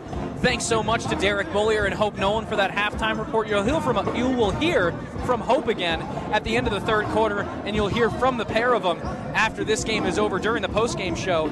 Tucker Austin, Dom Sansone with you. Thanks so much for joining us on this Wednesday night for some women's college hoops on 90.7 FM and on WFUV Sports YouTube page. And Dom, they talked about it a lot on that halftime. We talked about it during that first half. Fordham getting beat at their own game tonight in terms of the second chance points. Yeah, you can't let a George Mason team who puts up 72 points a game do that. Now, both teams kind of on track for their scoring totals. George Mason with 37, as I just mentioned, what they scored. And then Fordham, 62 points a game. They're just shy of that at 29. So going to have to continue to get the offense going. I think they got to continue to get the ball to Alexis Black. But another person on this team is going to have to step up. Absolutely. And when you think about the size of this George Mason team, you think to Precious Omashola, you think to Ugne Serto Teta. You really think one of Fordham's bigger players in terms of height are going to be able to sort of take over in those moments when George Mason, their taller players, are getting a breather. Yeah, I think if you got to rely on one, it's definitely Ugne. I think that she has tremendous touch under the hoop. They're going to have to lean on her, as it'll be Fordham ball here to open the third quarter. They mentioned the disparity in second chance points, 12 for George Mason to just 2 for the Rams. And an 8-point lead for George Mason as we start play here in the second half between the Fordham Rams and the George Mason Patriots. It's a battle for the ball under the basket. Ornella Niankin rips it away, but it's called a jump ball. Possession arrow was pointing towards the Patriots, and so they will retain possession after the early jump ball turnover by the Rams. They break the press through Volker. Down low for Walton, who goes up with the right hand, and Zahira Walton gets started early. She puts a 2 through and brings George Mason back out to a 10-point lead, 9:30 to go in the third quarter. Need to continue to isolate Walton. Kayla Berry has it. It's Berry, Wilson Saltos, Ornella Niankin, Tia Morgan. For the Rams, there's a foul here on Lewis Volker. Fordham going to have it underneath. Fifth player on the floor for the Rams is, of course, Alexis Black.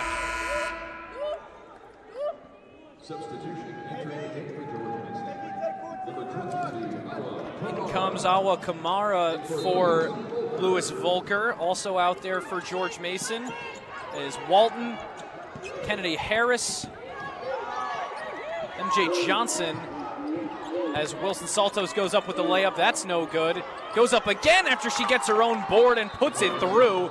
But some contact under the basket. Believe it was Awa Kamara who took a shot from Wilson Saltos, but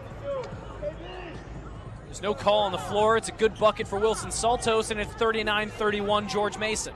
Beautiful physicality out of Wilson Saltos, 3 inches shorter than Kamara. And now the press on George Mason, giving them trouble. Walton does get it across the timeline, though. But now she's trapped in the corner by Alexis Black. And Ornella Niankin gets free.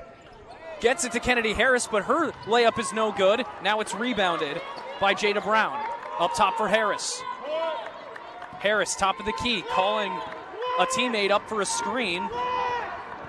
Now she works around it. Left elbow jumper, that's no good. Rebound Tia Morgan, and now she comes quickly in transition. There's a blocking foul, or perhaps a reach against Jada Brown in transition. Nice job by Tia Morgan to draw that with the speed. Clock stopped at 8:34, inbound for the Rams. And I like the way Fordham has come out in this third quarter, coming out firing, not scared, very tenacious, not backing down against this GM team. Alexis Black has it after the inbound. She gets it to Tia Morgan on the left wing, guarded by Kennedy Harris. Screen by Wilson Saltos, working around it to the left. Now back up top for Alexis Black. She's guarded by Jada Brown. Another Wilson Saltos screen. Now they get it to her in the paint. Wilson Saltos with the right hand, too strong. Rebound Niankin, but it's stolen away by Zahira Walton. Gets it inside for Kamara. Initially no good, gets her own board and puts it back up and one. Awa Kamara, the graduate forward from Toulouse, France, via the University of Rhode Island, a transfer making her debut for the George Mason Patriots tonight. In-conference transfers, not something you see all the time. Kamara, a big one for George Mason. And Kamara with the initial shot, but it was Walton who grabbed the rebound.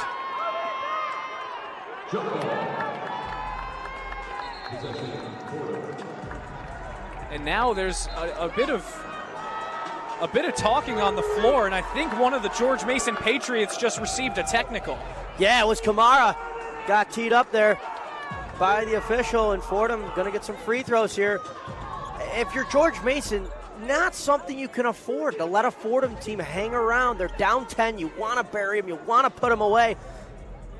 Things like technical fouls just aren't going to let you do that. It's really interesting. Under the basket, Kamara initially with the miss. It was rebounded by Zahira Walton, who then made the and one bucket. She missed the free throw. Emma Wilson-Saltos gathered the rebound. And then there was a fight for the basketball between Wilson-Saltos and Awa Kamara that was whistled a jump ball.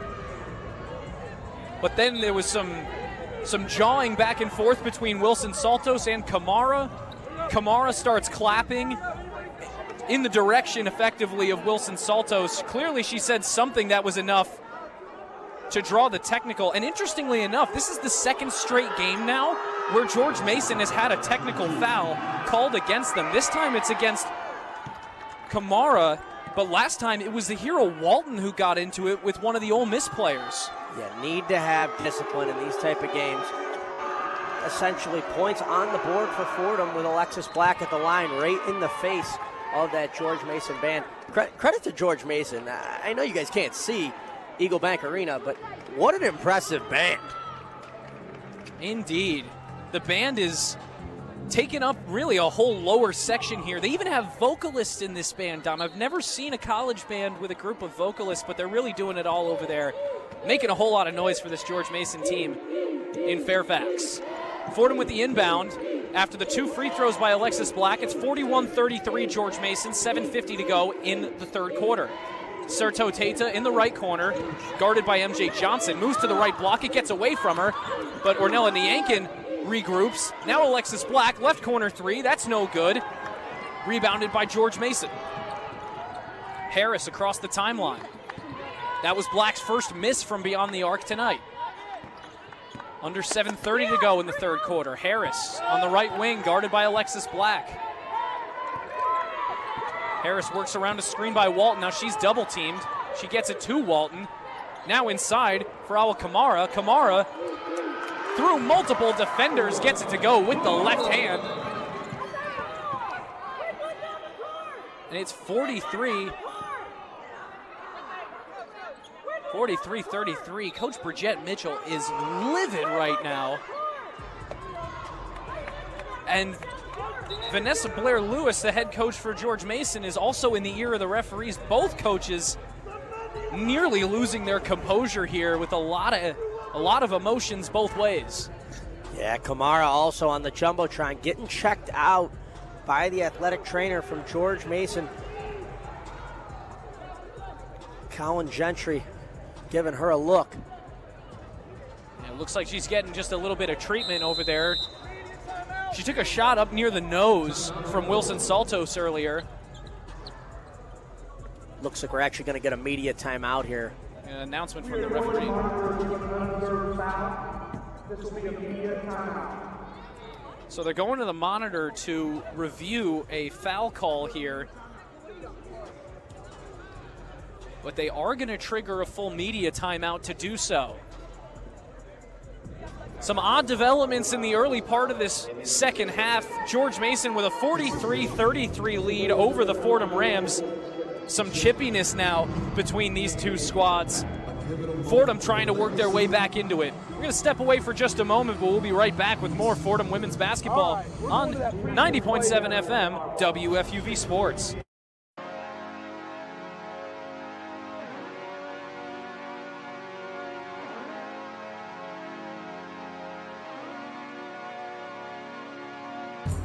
Hello, everybody. I'm Chris Carino. And I'm Joe Henry. Tune in weekly for NFL Friday, your exclusive WFUV sports podcast for all things National Football League. We'll be covering everything on and off the gridiron for the biggest sports league in the world every week on Spotify, Apple, and wherever you get your podcast. Can the Eagles repeat? Will the Jets or Giants finally take a leap? What's Shadur up to? All of that and more on NFL Friday on WFUV Sports.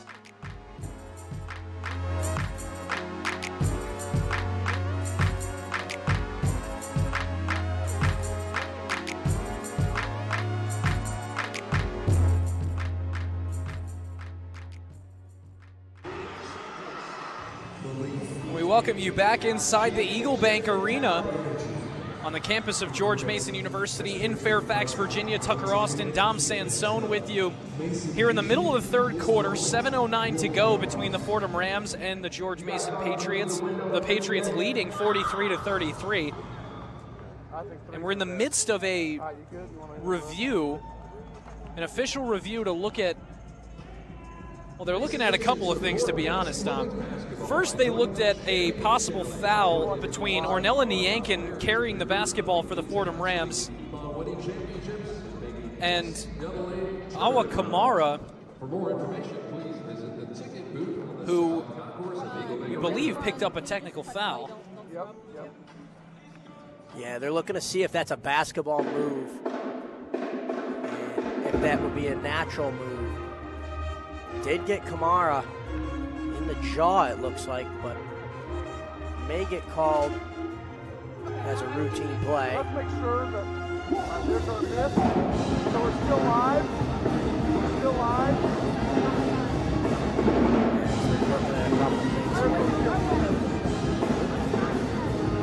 And they've made their decision, it looks like.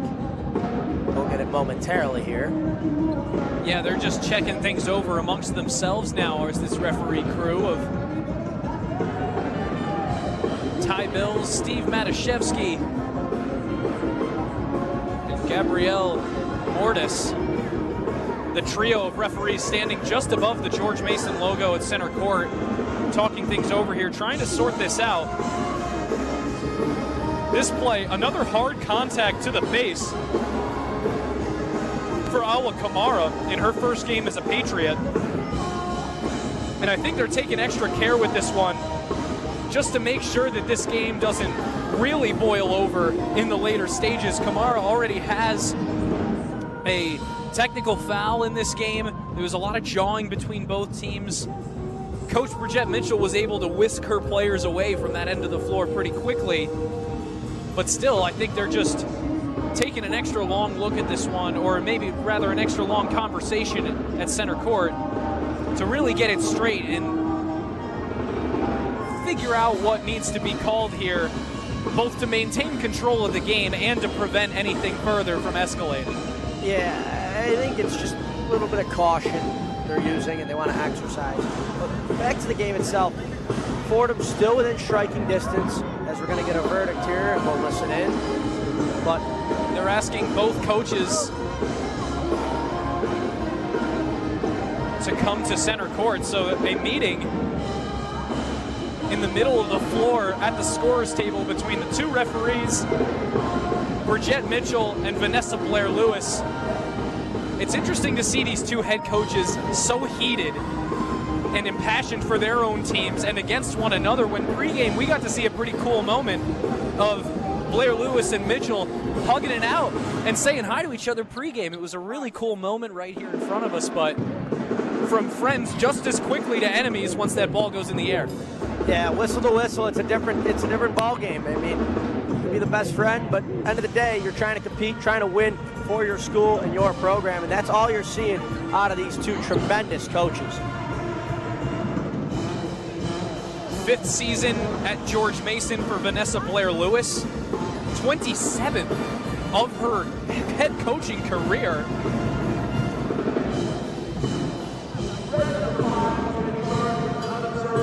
She's an alma mater of Mount St. Mary's. Forcible contact with the shoulders. Anyone from White can shoot 2 free throws and be White's ball at the division line for the 30-second shot clock. So if I heard that right, Dom, it sounds like 2 free throws and the basketball for George Mason. They elevated that from a common foul that's going to be a technical. So Harris will go to the stripe for George Mason. They'll get a chance to go up 12 with free throws and the ball. They're currently up 10, 43-33. Harris, 91% at the line. She was 5 for 5 on Saturday against Ole Miss from the stripe. Harris misses the first. Nice little announcer's curse there, Tuck. Harris, her second is also no good. So Harris misses a pair. Dom, I think we're both implicated in that. Apologies. Between my 5 for 5 and your 91%. I don't know what to tell you. Either way, Fordham remains 10 points behind George Mason, but the Patriots do get the ball after the free throws anyhow. Kennedy Harris with the basketball after the inbound, guarded by Tia Morgan. 7 minutes to go here in this third quarter, 43-33, the lead for George Mason. Walton gets it up top for Volker. Volker back to Walton, left corner. Drives towards the left block and puts it up with her right hand and gets it to go. A little floater for Zahira Walton, and it's 45-33 George Mason. She's going to heat up at some point. 10 now for the Patriots. First player in double digits for George Mason tonight. Serto Tata has it for the Rams, backing down her defender on the right block. She misses the layup. Nice defense that time from MJ Johnson. Now a quick three in transition for Kennedy Harris. That's no good. Rebounded Wilson Saltos. Here comes Alexis Black on the right side. Fordham moving right to left. Her three is blocked by Zahira Walton. And George Mason with the rebound. Right corner. Here's a three this time, but they call it a 2 on the floor for Jada Brown. Got to expect a Fordham timeout here coming soon. Down 14. Don't want to let it get too far out of reach. It's a big three by George Mason. Like you said, Don, put him up 14 here, 5:40 to go in the third. Alexis Black, top of the key for the Rams. Works to the free throw line. Ugne Serto Tata for three from the left wing. That's no good. Gets her own board. Bounce pass inside for Wilson Saltos. Ball gets away. Still diving for it. Ball is still loose. And I believe they called a jump ball. An interesting call there. The referee on the opposite side of the floor couldn't see that the ball was still loose, but she calls the jump. Either way, Fordham is going to have possession here under the basket. 15-second shot clock, 5:26 on the game clock. Amashola, Easley, and Veljovic checking in. 3 changes for the Rams. Possession arrow is going to go their way, so it'll be Black to inbound on the baseline. Omashola and Serto Tata in the game now for the Rams, alongside Alexis Black, Karen Easley, and Anastasia Veljovic. Black works it to the free throw line. Serto Tata finds Easley, carrying Easley the shot. That's no good, off the glass. And then the rim. Transition for the Patriots. Left corner three, that's no good. Rebound attempted by Serto Tata, but it was poked out of bounds by Louis Volker. The shot again came from Jada Brown, who's really been letting it fly from beyond the arc here in the last minute and a half or so. Yeah, George Mason trying to flex their muscles here as they end the second half of this third quarter. And Alexis Black with it for the Rams on the left wing. Moves into the paint. A post floater is no good. Rebound Omashola. A lot of trees under the basket there. And Omashola is going to draw the foul. That one against Mary Amotang. Yeah, if they're going to chip into this lead, they're going to have to continue to get offensive rebounds, second chances for this Fordham team. George Mason on a 7-0 run over the last 2.5 minutes. 4:43 left to go here in this third quarter. 47-33, the lead now for the George Mason Patriots over the Fordham Rams. And we're going to step away for a moment. We will be right back with more Fordham women's basketball in the A-10 conference play opener on 90.7 FM, WFUV Sports.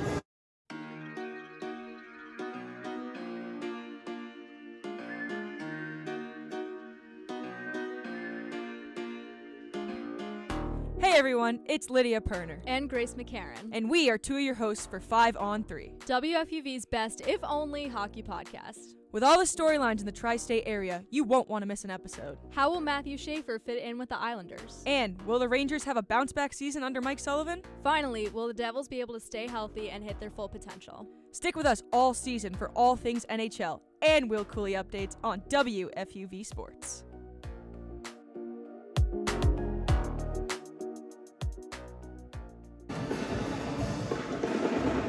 We welcome you back inside the Eagle Bank Arena on the campus of George Mason University in Fairfax, Virginia. Tucker Austin and Dom Sansone with you. In the middle of the third quarter here, George Mason leading Fordham 47-33. And Dom, this game has started to slowly get away, as it was in that second quarter a little bit. It's still slowly getting away from these Rams. They continue to battle their way back into things, but a 15-point lead now, the largest of the night for George Mason, on what is now a 7-0 run in the last 3 minutes 20 of game time. Got to stop the bleeding if you're Fordham. 0 of 8 on their last field goals. And not to mention, George Mason, 24 points in the second quarter. They have 11 right now with another half a quarter left, so probably on track for a similar number here in this quarter. The defense has got to be better. You have to assume Coach Mitchell was pleading that they step up their defensive game. Fordham's defense was up to the challenge in that first quarter, but George Mason has just continued to adjust to the defenses that Fordham is bringing. They've been varying their defensive looks for pretty much the entire game. That was a main fixture of Coach B's game plan coming into tonight. But credit to the Patriots for being able to adapt on the fly and find different players than usual for their scoring. It's still Zahira Walton with 10 leading the team, and it's still Kennedy Harris with 7 as one of the other leaders. Louis Volker involved as well with 7 points of her own. But they've also been spreading the ball around a little bit. And how about a 6-point performance so far out of Awa Kamara in her debut for this Patriot squad? Yeah, first game in A-10 uniform for George Mason, and it's been a very good one. Precious Omashola at the free throw line. Misses the second of 2, so she misses both at the line that time. And it's George Mason's ball. Zahira Walton on the right wing, but thinks better of that 3 and gets it to Mary Amotang. A bunch of swings for George Mason, and now it's up top for Walton again. Walton guarded by Karen Easley, but Easley is going to pick up a foul on the block against Walton. And you need to do an exceptional job if you're Fordham here in not letting this get to a 20-point lead. I think as soon as you see that number and you start doing the math in your head, if you're a maroon person, it starts to get real ugly real quick. Inbound coming from Jada Brown. She gets it to Amotang. Now back to Brown. Brown guarded by Karen Easley. Screen up high by MJ Johnson. Brown on the right side now gets it to Amotang. All the way inside, but that's no good from Mary Amotang. Rebounded by Fordham. Easley has it across the timeline for Fordham. Alexis Black, right wing, 3:50 to go in this third quarter. Now a 14-point deficit as one of those points for George Mason was taken off the board. It's now 47-33. I have to believe it's that three-pointer with the foot on the line from the first half. Alexis Black has it on the right wing, puts it up with 2 seconds on the shot clock. And they call the violation even though it hit the rim. Seems a bit controversial that time, but either way, with the miss from Alexis Black, it was going to be George Mason's ball. 3:29 to go in this third quarter. Brown going to inbound underneath. Easley and Veljovic pressing full court for the Rams. Now they get some help from Kayla Berry, but the Patriots able to break it. Zahira Walton all the way across to the right side for Paige Greenberg. Greenberg up top for Jada Brown. Brown moves into the paint, loses the basketball, and it's picked up by Kayla Berry. Still loose, but now it's picked up by Karen Easley and brought across the timeline. Easley pulls up just in front of the free throw line and gets it to go. Karen Easley makes it 47-35. Someone besides Alexis Black is going to have to do that lifting here down the stretch. Black 0 for 7 on her last attempts. And that one is good for George Mason now. MJ Johnson gets it to go, 49-35, an immediate answer. 2:35 to go in this third quarter. Fordham trying to claw and scratch their way back into this one. A three-pointer from Alexis Black on the left wing, that's no good. A fight for the rebound there as Karen Easley is disappointed that there's no jump ball, but from my perspective, Don, it looked like Karen Easley may have tackled her offensive player there. Almost a bear hug onto the floor looking for the basketball. Yeah, definitely a foul. No way she's going to be able to plead her case there. Awa Kamara checks in. Kennedy Harris checks in as well. Out there alongside Amotang, Greenberg, and MJ Johnson. Full press from the Rams, but broken by the Patriots. Ball gets away from Greenberg. She can't save. It's a turnover by George Mason. Fordham's ball, 2:17 to go in the third quarter. Fordham, 14 turnovers. George Mason now with 10 on the game. So another storyline. Got to win the turnover battle down the stretch. Karen Easley brings it up for Fordham. Now they get it inside for Ugne Serto Teta at the free throw line. Dribble handoff, Easley. Right side, pass to Niankin, goes through her legs, but she's able to save it before it goes out of bounds. She's stuck way high near the logo, gets it to Serto Teta. 5 seconds on the shot clock as she drives the lane and goes up with the left hand. Ugne Serto Teta, the Rams would love to see more of that from her. 49-37, 1:40 to go in the third. George Mason breaks the Fordham press. Greenberg has it in the left corner, but now they get it back up top for MJ Johnson. Kennedy Harris, right wing, guarded by Anastasia Veljovic, 10 seconds on the shot clock, steps inside the three-point line, and Harris drills the long two. Kennedy Harris makes it 51-37, George Mason. Got to try and slice this lead down to 10 going into the fourth. Easley on the right wing, needs some help, gets it from Serto Teta. The screen by Ugne. Easley works around it. Now she's double teamed down in the right corner. She gets it to Alexis Black. Black all the way in the right corner, guarded by Harris. puts up the shot, but it's no good. She does draw the contact, though. And Alexis Black going to go to the free throw line. The foul against Harris is going to be her third. Another story, got to stay out of foul trouble. Harris, one of their best players at George Mason. And sending Alexis Black to the line, we know what she can do there. 5 of 5 already tonight. Well, Black's at the free throw line. They have a chance to check in on that foul situation. It's 4 fouls in the quarter for the Rams with just 58 seconds to play here in the third. 5 fouls for George Mason.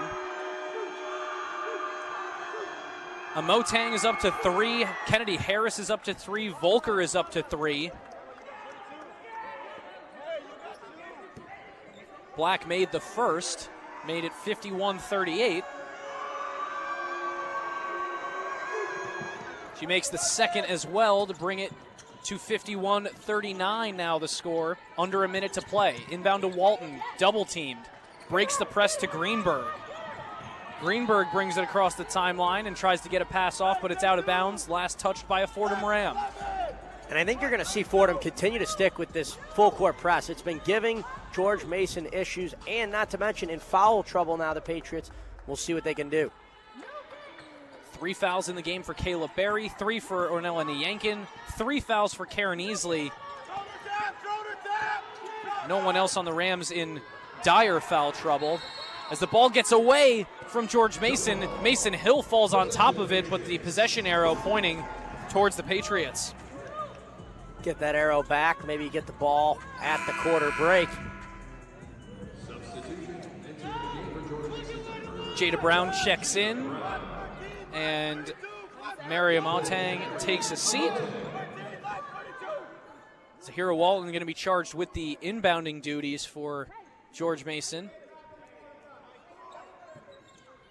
as Coach Bridgette Mitchell wants to get a word or two to the Rams, and now they will get an extended word.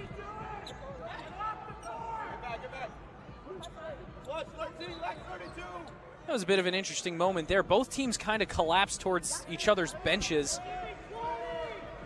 but then both teams were whisked back out. Coach B still pleading her case across the court. The referee's trying to figure out who this foul is called against. And what she was trying to get at is there should have been 20 seconds on the shot clock, not 30. And she did get her case there. There'll be 20 seconds on the shot clock. Inbound. George Mason gets things going.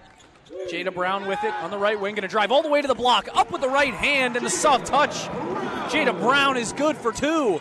53-39, under 30 seconds to play here. 1 second separating shot and game clock. Wilson Saltos with a look inside. That's no good.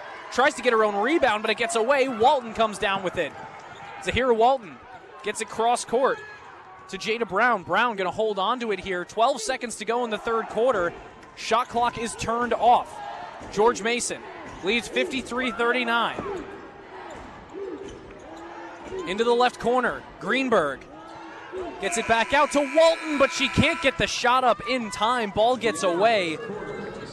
George Mason cannot get an attempt up at the buzzer. But either way, Fordham still deep in the hole, down by 14 here as we go to the final 10 minutes in this one. 53-39 the lead for George Mason in this, the opening game for both teams in A-10 conference play. 3 quarters gone, the fourth quarter coming up.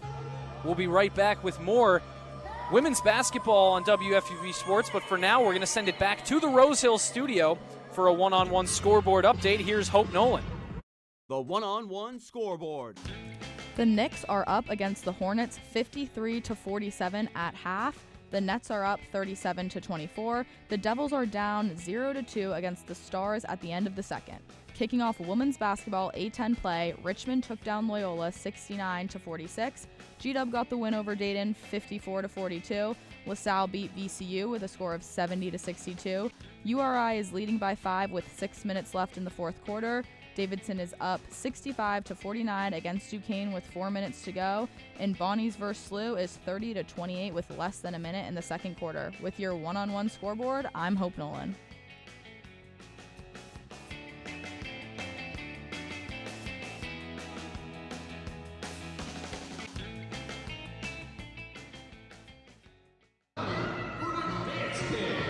Welcome back inside the Eagle Bank Arena on the campus of George Mason University in Fairfax, Virginia.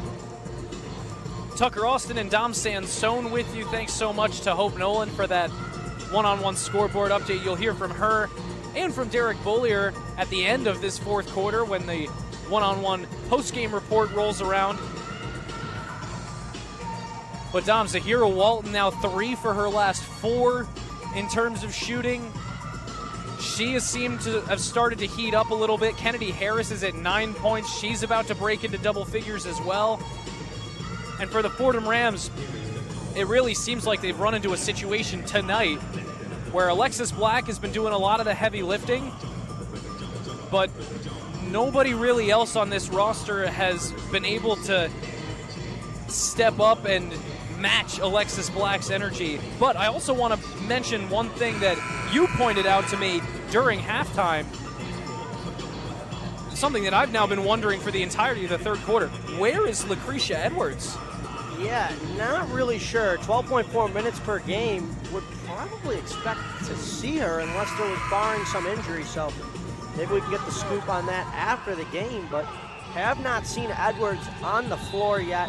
If you're Fordham, is it Ugne? Who is going to be the one to lift this team up with Alexis Black? Alexis Black with the basketball and with 15 points in the game is the leading scorer from both teams.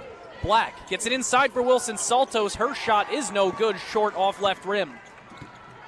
20 seconds gone here in the final quarter of regulation as there's a foul called against Alexis Black.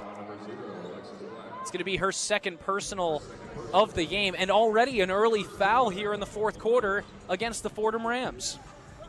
Do not want to rack up fouls, especially down. Probably going to be in situations where you need to foul and get that trap. They're in no position whatsoever to be behind in the foul situation. Ball inside, but now out to the left corner. That shot is no good, rebounded by MJ Johnson. She gets it inside for Kamara, and Awa Kamara with the 2. She's up to 8 points tonight, and it's 55-39 George Mason. Alexis Black on the right wing for the Rams. Gets it to Mason Hill, top of the key. Hill asks for a screen, gets it, works to the right block, and puts it up with the right hand and some English. Off the glass it goes, and one. Some English indeed, a beautiful bucket, getting physical on her way to the hoop. Need 3-point plays, need 3-pointers to drop if you're going to chip into this lead. 55-41 now. As Mason Hill converts on the 3-point play to make it 55-42. Fordham trailing now by just 13. Also, the importance of making that free throw. Fordham able to set up their full court press and their defense, and now they're in trouble, George Mason. In trouble indeed, but Walton is going to be able to break out of it as Tia Morgan picks up a blocking foul for the contact with Zahira Walton. 2 early fouls here, just a minute 5 seconds gone in the fourth quarter. Fordham cannot afford to be giving up this many fouls. No, and it's going to come back to bite them here down the stretch. If they get into a situation where they need to trap, they need to foul, it's not going to be pretty. On the right side, it's Kayla Johnson, now the freshman in for George Mason. She gets it to Jada Brown. Brown into the paint, and her pass gets away, looking for Johnson in the right corner. Turnover by the Patriots. So some good defense so far by Fordham. Fairly solid defense, but still George Mason finding ways to just inch further and further away. Wilson Salto's pretty frustrated on the Fordham bench as she takes a seat. It's Sertau Tata, Hill, Black, Lilly, and Morgan in the game now for the Rams. Sertau Tata at the free throw line, and the pass gets away from her from Alexis Black. And now Zahira Walton has it. To the right side for MJ Johnson, drives the lane, puts up the layup, gets it to go, and one. MJ Johnson going to the line for a three-point play, 57-42, George Mason. Yeah, the Texas A&M transfer showing her SEC prowess there. And George Mason really starting to make things hard for the Rams here. Johnson, as you mentioned, spent her freshman and sophomore years at Texas A&M, was injured and missed her whole junior year, so she redshirted and spent her senior year as a redshirt junior, also at A&M. Then last season, transferred as a redshirt senior to Ball State as she misses the and one attempt, but helped that Ball State team win the MAC regular season and the MAC tournament to make an appearance at the NCAA tournament. Yeah, and Coach Mitchell's going to take a timeout here for Fordham. They're down 15. Try and scheme something up here to chip into this. 57-42 is the lead now for the George Mason Patriots with 8 minutes, 6 seconds to go in the fourth quarter. We're going to step away for a brief moment, but we'll be right back with more Fordham women's basketball on 90.7 FM WFUV Sports.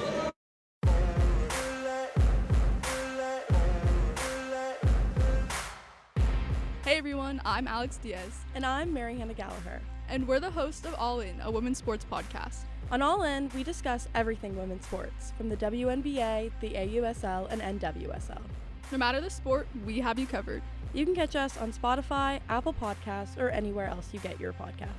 All In is a production of WFUV Sports.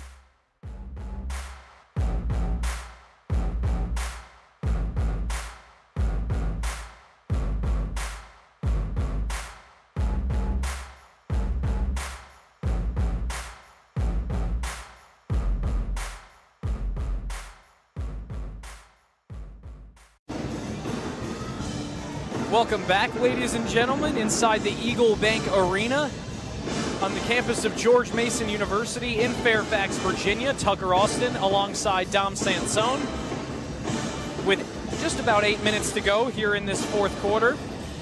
The Fordham Rams trailing the George Mason Patriots in the opening game of Atlantic 10 conference play, 57-42. It's a 15-point deficit that the Rams are trying to climb their way out of.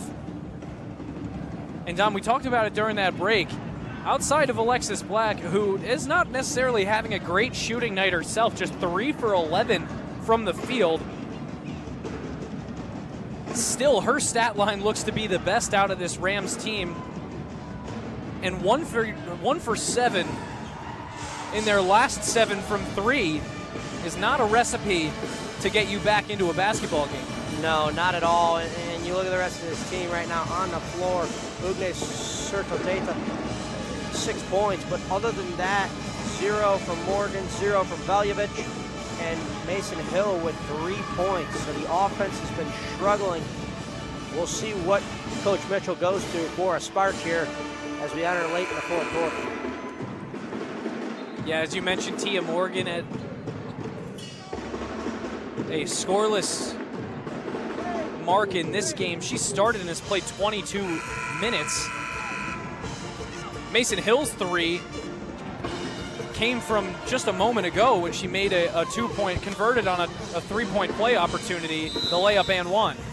See how Fordham responds coming out of the timeout. Maybe able to scheme something up here for a couple possessions, get it within 10, and then talk things over again. Try and get that recipe as George Mason looks like they're going with a little bit of a zone. As Alexis Black gets a look from the left wing, she's fouled. The shot is no good, but Black is going to go to the line. The foul called against MJ Johnson. It's going to be her 3rd. Yeah, and if I'm Fordham, too, another thing that I'm doing is I'm going to drive at Amotang. 3 personal fouls. She's been on the floor a ton for George Mason. You got to drive at her. She's been taking a lot of contact, too. Really, everybody who's been involved in this game has been taking a lot of contact.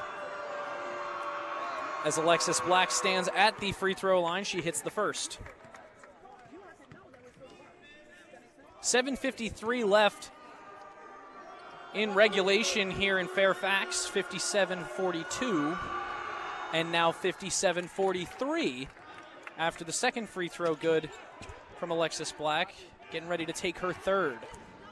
I think if you're Fordham, you really, even though Black is 3 of 11 from the field, you need to continue to get your best player the ball somehow, some way, off the pick and roll game, off the 1-2. Somehow you got to get her the ball. Points number 16, 17, and 18 in the game now for Alexis Black from the free throw line. The third leading scorer in the A-10 and a top 20 scorer in the country, Alexis Black is in the early part of the season. Walton, right side. She misses the long two, but she's fouled by Ugne Serto-Teta, so she will go to the line as the second leading scorer in the A-10 and ranking in the top 10 in terms of scoring on the national scale. All the fireworks have been on display here tonight near the nation's capital in Fairfax, that's for sure. So Zahira Walton at the free throw line now. She's got 10 points to lead her team. 2 for 3 so far tonight at the stripe. Her first is good. 70% shooter on the year. Makes it 58-45 George Mason now. And she misses the second, rebounded by Tia Morgan. Quick transition for the Rams. Gets it forward for Mason Hill, who's fouled as she tries to go up with the layup. She hits the deck, but now Mason Hill is going to go to the free throw line here.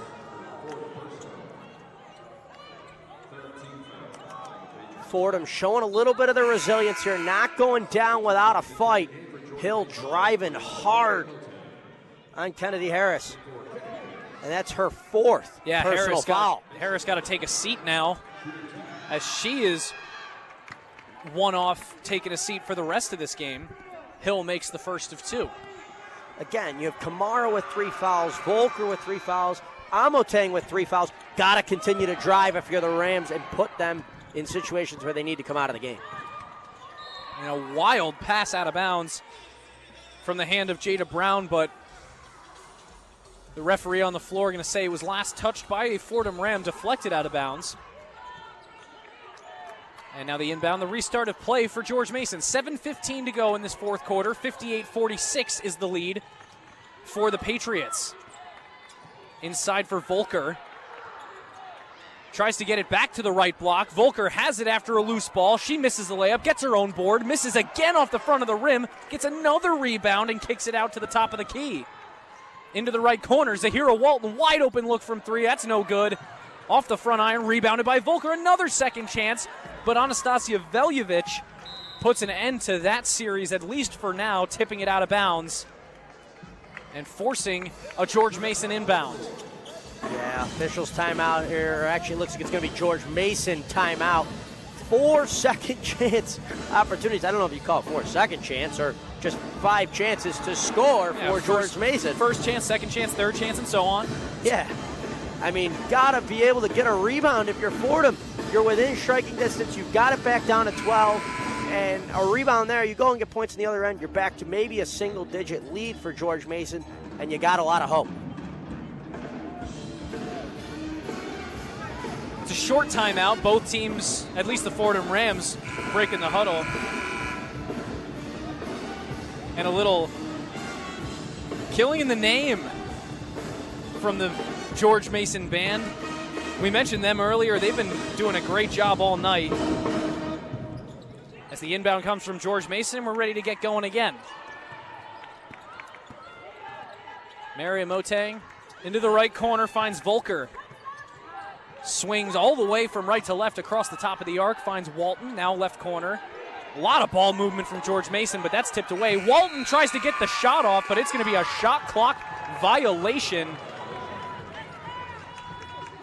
Coach Blair Lewis not happy about it, but it's going to be Fordham's ball here after a nice defensive possession. That's exactly what you needed if you're Fordham, as Harris is back in the game. 4 personal fouls, so a little bit of a dice roll here from Vanessa Blair-Lewis, and George Mason trusting Harris not to pick up her 5th. She was playing defense on Morgan, but now it's Anastasia Veljevic with it on the left wing. Veljevic still with it, finds Black after some off-ball movement, puts up a 3 on the step back. That's no good. Gets her own rebound, goes inside and misses the layup. It rolls in and out. And George Mason with the rebound. Quick transition. Kennedy Harris drives to the left block, puts it up, but that's no good. She's fouled. Believe it's against Mason Hill, but Mason Hill cannot believe it. And Kennedy Harris is going to shoot 2 for George Mason, up by 12, 58-46. If you're Fordham, you have to drive at Harris on the offensive end there. I know Black is a little bit undersized, and she loves that step-back 3 look. Harris with 4 fouls, though. She's either going to put her hands up and let you go by her, or she's going to foul you. You are too talented of a player if you're Alexis Black. Harris misses the first of 2. She was 0 for 2 at the stripe before that one.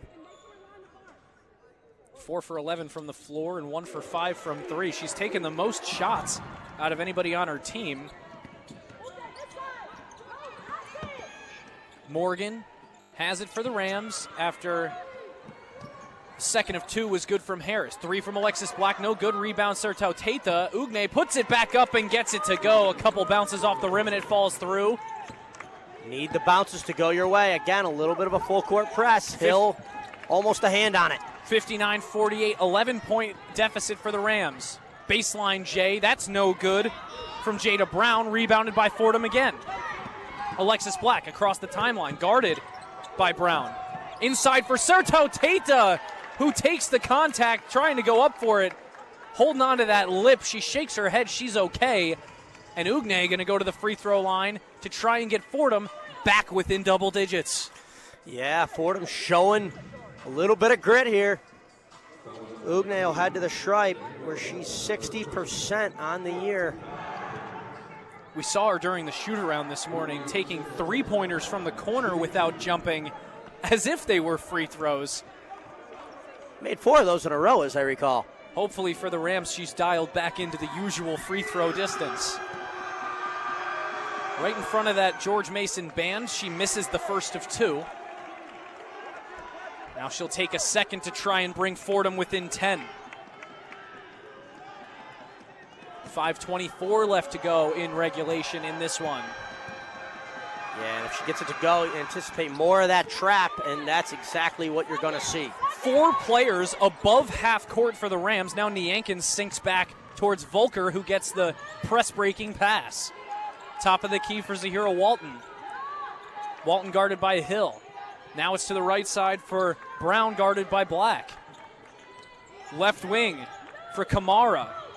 She's left pretty alone, but now finds Kennedy Harris on the cross-court pass. Into the interior for Walton. Her shot no good. Fight for the rebound underneath. And they're going to call a foul against Kamara, who had the basketball in her hand. It's the 4th on Kamara tonight.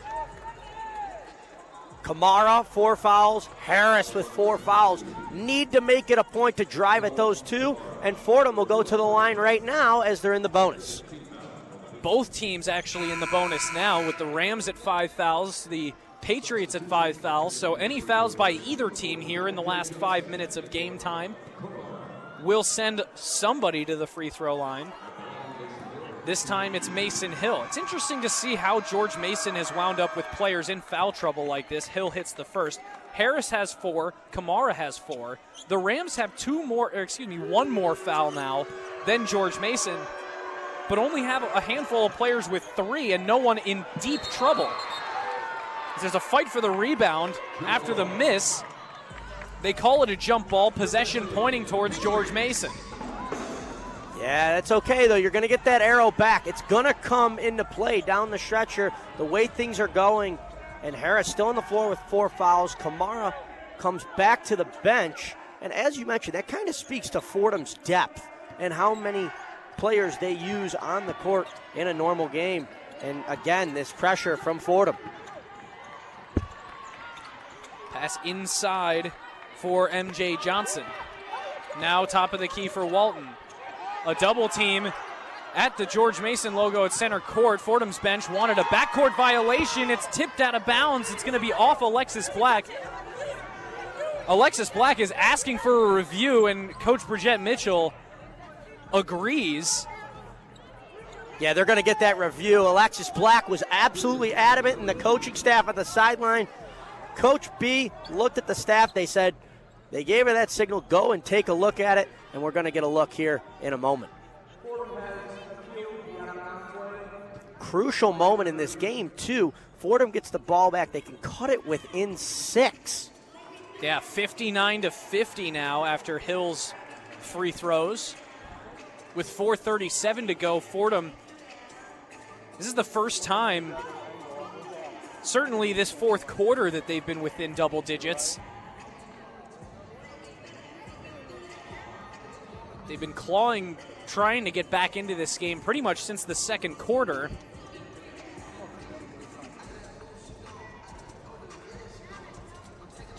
The referee's taking a long look at this one right in front of us. We have the unique opportunity today, Dom, of sitting literally right next to the Yeah, and it looks like replay. it actually, yeah, and I think it came off number 3's fingertip, Kennedy Harris, from the initial look, and we'll see if the officials agree here. I mean, here's the thing. Alexis Black is an excellent basketball player with very high basketball IQ. She doesn't very often ask for reviews, so with a player of her caliber, when she does ask for a review as strongly as she did,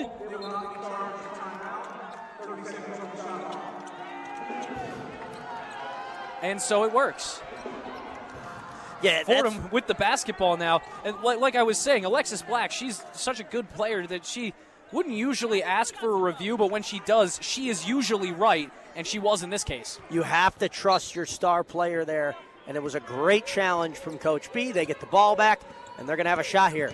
Tia Morgan drives the lane, up with the left hand, that's no good, tipped out of bounds. It's going to be off of MJ Johnson, and an inbound under the basket for the Rams. 23-second shot clock, just under 4.5 minutes to go in regulation here at the Eagle Bank Arena. Pass inside for Sertau Teita, gets away. Nyankin tried the bounce pass inside, but got away from Ugne, and it's a turnover by the Rams. George Mason trying to work through a full court press. They do. And now it's back up top for Walton to set up the offense. Want to try and get her the ball to orchestrate this thing for the Patriots. Jada Brown with the flip down low for MJ Johnson, and she walks free to the basket for the 2. 11-point lead once again. It's 61-50 George Mason. Tia Morgan on the right wing. Gets it to Nyankin. Dribble handoff to Alexis Black. Now back to Nyankin. Down low for Sertau Teita, but tipped out of bounds by MJ Johnson. The 6'3" Johnson getting the better of the 6'1" Sertau Teita underneath. That size advantage coming into play in the late stage here for the Patriots. Yeah, just being able to bully them down around the rim and kind of will their way to the basketball. Or will Fordham away from the basket. That's true. Jada Brown, top of the key for the Pats. To the right side, it's Walton. She pulls the baseline J. That's no good. Rebounded by Karen Easley. 3:30 to go in the fourth quarter now. Mason Hill, left wing, drives the lane. On the left block, puts it up with her right hand and gets it to go off the glass. 61-52, George Mason, full court press. Mason Hill tips it away. She has the steal. Goes up with the layup. That's no good. Rebound Nyankin. Right wing 3 for Alexis Black. Pump fake, then the shot. That's no good. Off the back rim. Rebounded by Wilson Saltos. There's a foul in the paint. Believe that's against Lewis Volker. But multiple second chance opportunities for the Rams. And what looked like an excellent look for Alexis Black. Just couldn't get the 3 to fall. But the foul is going to send Wilson Saltos to the free throw line here in the bonus. If Black could have got that to drop, I think this place would have gotten real interesting real fast. But Wilson Saltos a chance here. She misses the first free throw. But Wilson Saltos did such a good job to extend that play after the Alexis Black miss. Now just 3:09 to go in this fourth quarter. Wilson Saltos misses the second, but it was a lane violation against Ornella and the Yankees, so it wouldn't have mattered even if it went. So now, 61-52. It's a 9-point deficit for the Rams, still within double digits, but still in a pretty significant hole. Full court press again. Fordham needs to be careful not to foul in transition there as George Mason gets it across the timeline. Kennedy Harris on that left side. Left wing gets it inside for Kamara. Now on the right wing for three, it's Jada Brown. Brown puts George Mason up.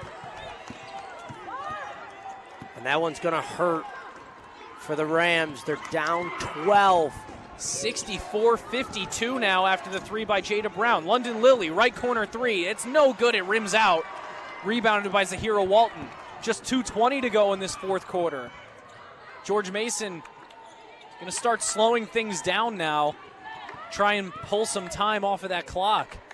Walton tries to get it inside for Kamara, but it's a foul against Emma Wilson-Saltos.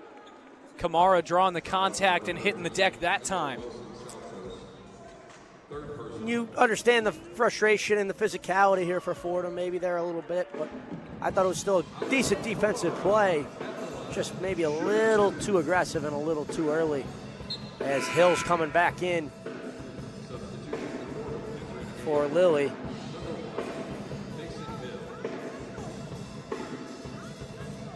Awa Kamara, 6-foot graduate forward.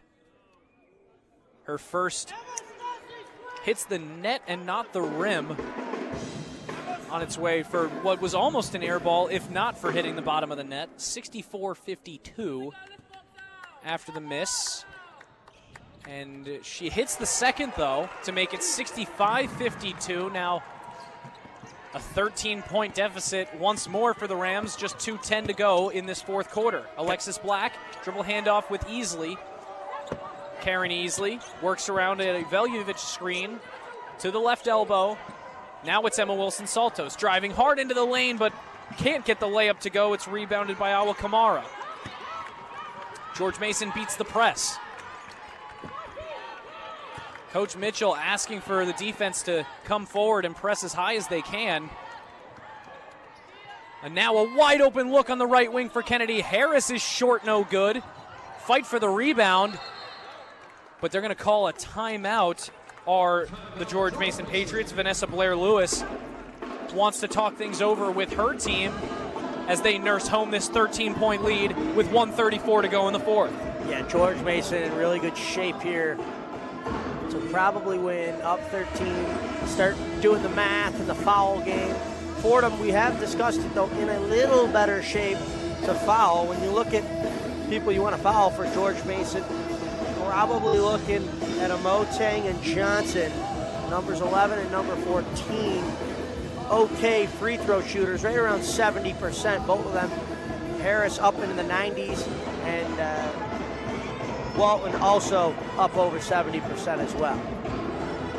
If I'm head coach Vanessa Blair-Lewis for George Mason, I am probably thinking about putting my best players back in this game who can shoot free throws at a higher efficiency. Kamara at 4 fouls now in foul trouble is not as much of a concern from the stripe. But you have Kennedy Harris and Lewis Volker both with 4 fouls as well. Volker is 5 of 6 from the free throw line.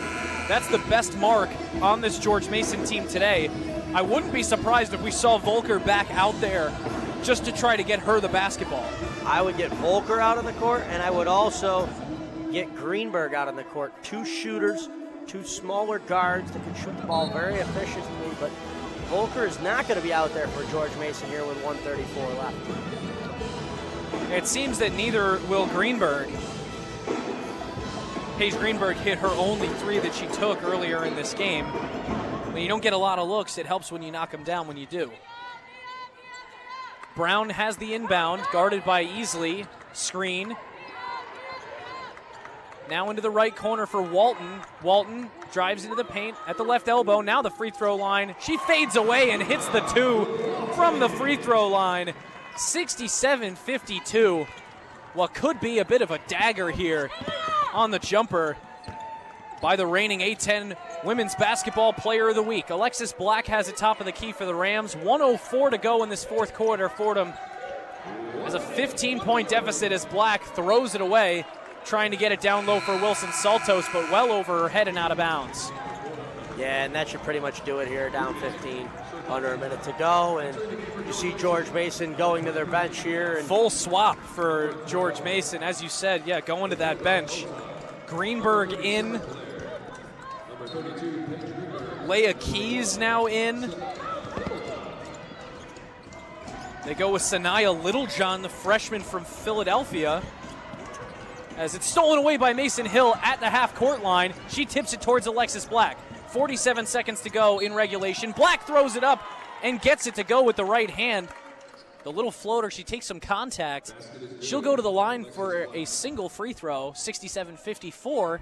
Now the lead for George Mason. Yeah, Black nearing her season average, 21 points. She's got 20 in this one. A chance to get there with this free throw. And Matilda Moda in the game as well now for George Mason, as with 45.2 seconds to go, Lucretia Edwards checks in, and that leaves this broadcaster wondering, where was she for the first 39 minutes or so? Interesting. Maybe not in the game plan this week in terms of what Fordham needed to do to take down George Mason, but very talented player. It's hard to believe that a team captain would be left out of the game plan in such a way, but this is the first time that she's checked into the game all night, and it's effectively in garbage time here. Fordham trailing by 12, 38.1 to go, and it's Paige Greenberg at the free throw line for George Mason, 83% shooter this year, makes the first. And now I think, too, with Sarah Blair on the floor for George Mason, I think it should be trying to follow her, even maybe so off the ball. And that's probably their best chance. A long pass down the court for Serto Teta, but it's through her hands and out of bounds again. Another turnover by the Rams here late in the game. And it's really just fully unraveled at this point for Fordham. Still in that full court press, but thinking they could break it here, probably not following. 30 seconds to go as Blair has it, gets it to the left side. It's a baseline jumper, and that is good for Matilda Moda, the freshman guard out of Serrano, Italy, who checked in when George Mason emptied the bench. 22 seconds to go, shot clock is turned off, and it's a turnover. Leah Keys takes it away, the freshman from Stafford, Virginia. And now with 13 seconds to go, George Mason going to hold on to this basketball. Tough defense by Mason Hill against Sanaya Littlejohn as she's fouled as she moves towards the low block. It's going to send Littlejohn to the line with 7.7 seconds to go in a 71-55 game. George Mason with the lead. And the fifth foul of the night for Mason Hill, so she is going to have to take a seat. And there she goes to the bench.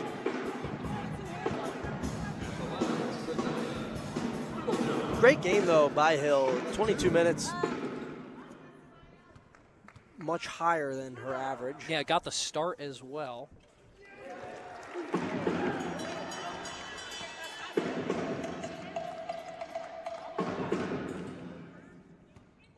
First one was good from Littlejohn. Second is good as well. Kayla Berry going to check in here for Anastasia Veljovic with 7.7 on the clock. Fordham going to inbound this one. 73-55. George Mason leads Fordham. Now with 4 seconds, Karen Easley moves inside, up with the right hand. That's short rebound by Berry, and that is the buzzer. 73-55, the George Mason Patriots take down the Fordham Rams. They extend their home undefeated streak this season now to 5-0.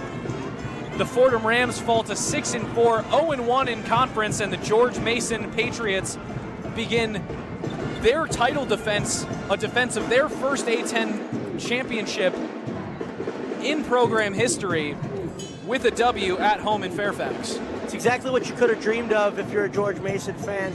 They put up what they were expected to put up, 73 points defensively, held Fordham to 55. We talked a little bit about the struggles offensively for Fordham and their inability to get other players going besides Alexis Black. She did her job, 21 points. Besides that, though, the offense, very, very spotty for Fordham. And George Mason, too, had to overcome a 13-point first quarter in which they shot 1 for 13 from the field in the opening 10 minutes. They picked up 11 points at the free throw line in that opening frame, but it was a great job by the Patriots to overcome a deficit at the end of the first quarter at home against this Rams team that was coming into this game with an underdog mentality and really sort of playing with a what have we got to lose type of mindset. But unfortunately, as it turns out, what did they have to lose, Dom? The basketball game. Yeah, second chance points, another big story in this one. George Mason with 20, Fordham with 6. Their inability to convert on the second chances. Did a decent job rebounding the ball on the offensive end, but ultimately just came up short here in Fairfax. Once again, the George Mason Patriots defeat the Fordham Rams 73-55 inside the Eagle Bank Arena in Fairfax, Virginia.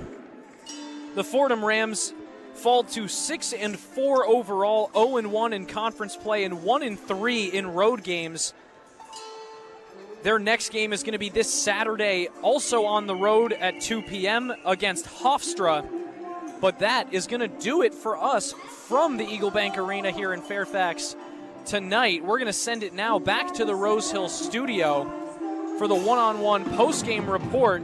Thanks so much to Dom Sansone. I have been Tucker Austin. We now send you to Derek Bollier and Hope Nolan in the Bronx. Take it away. The one-on-one post-game report.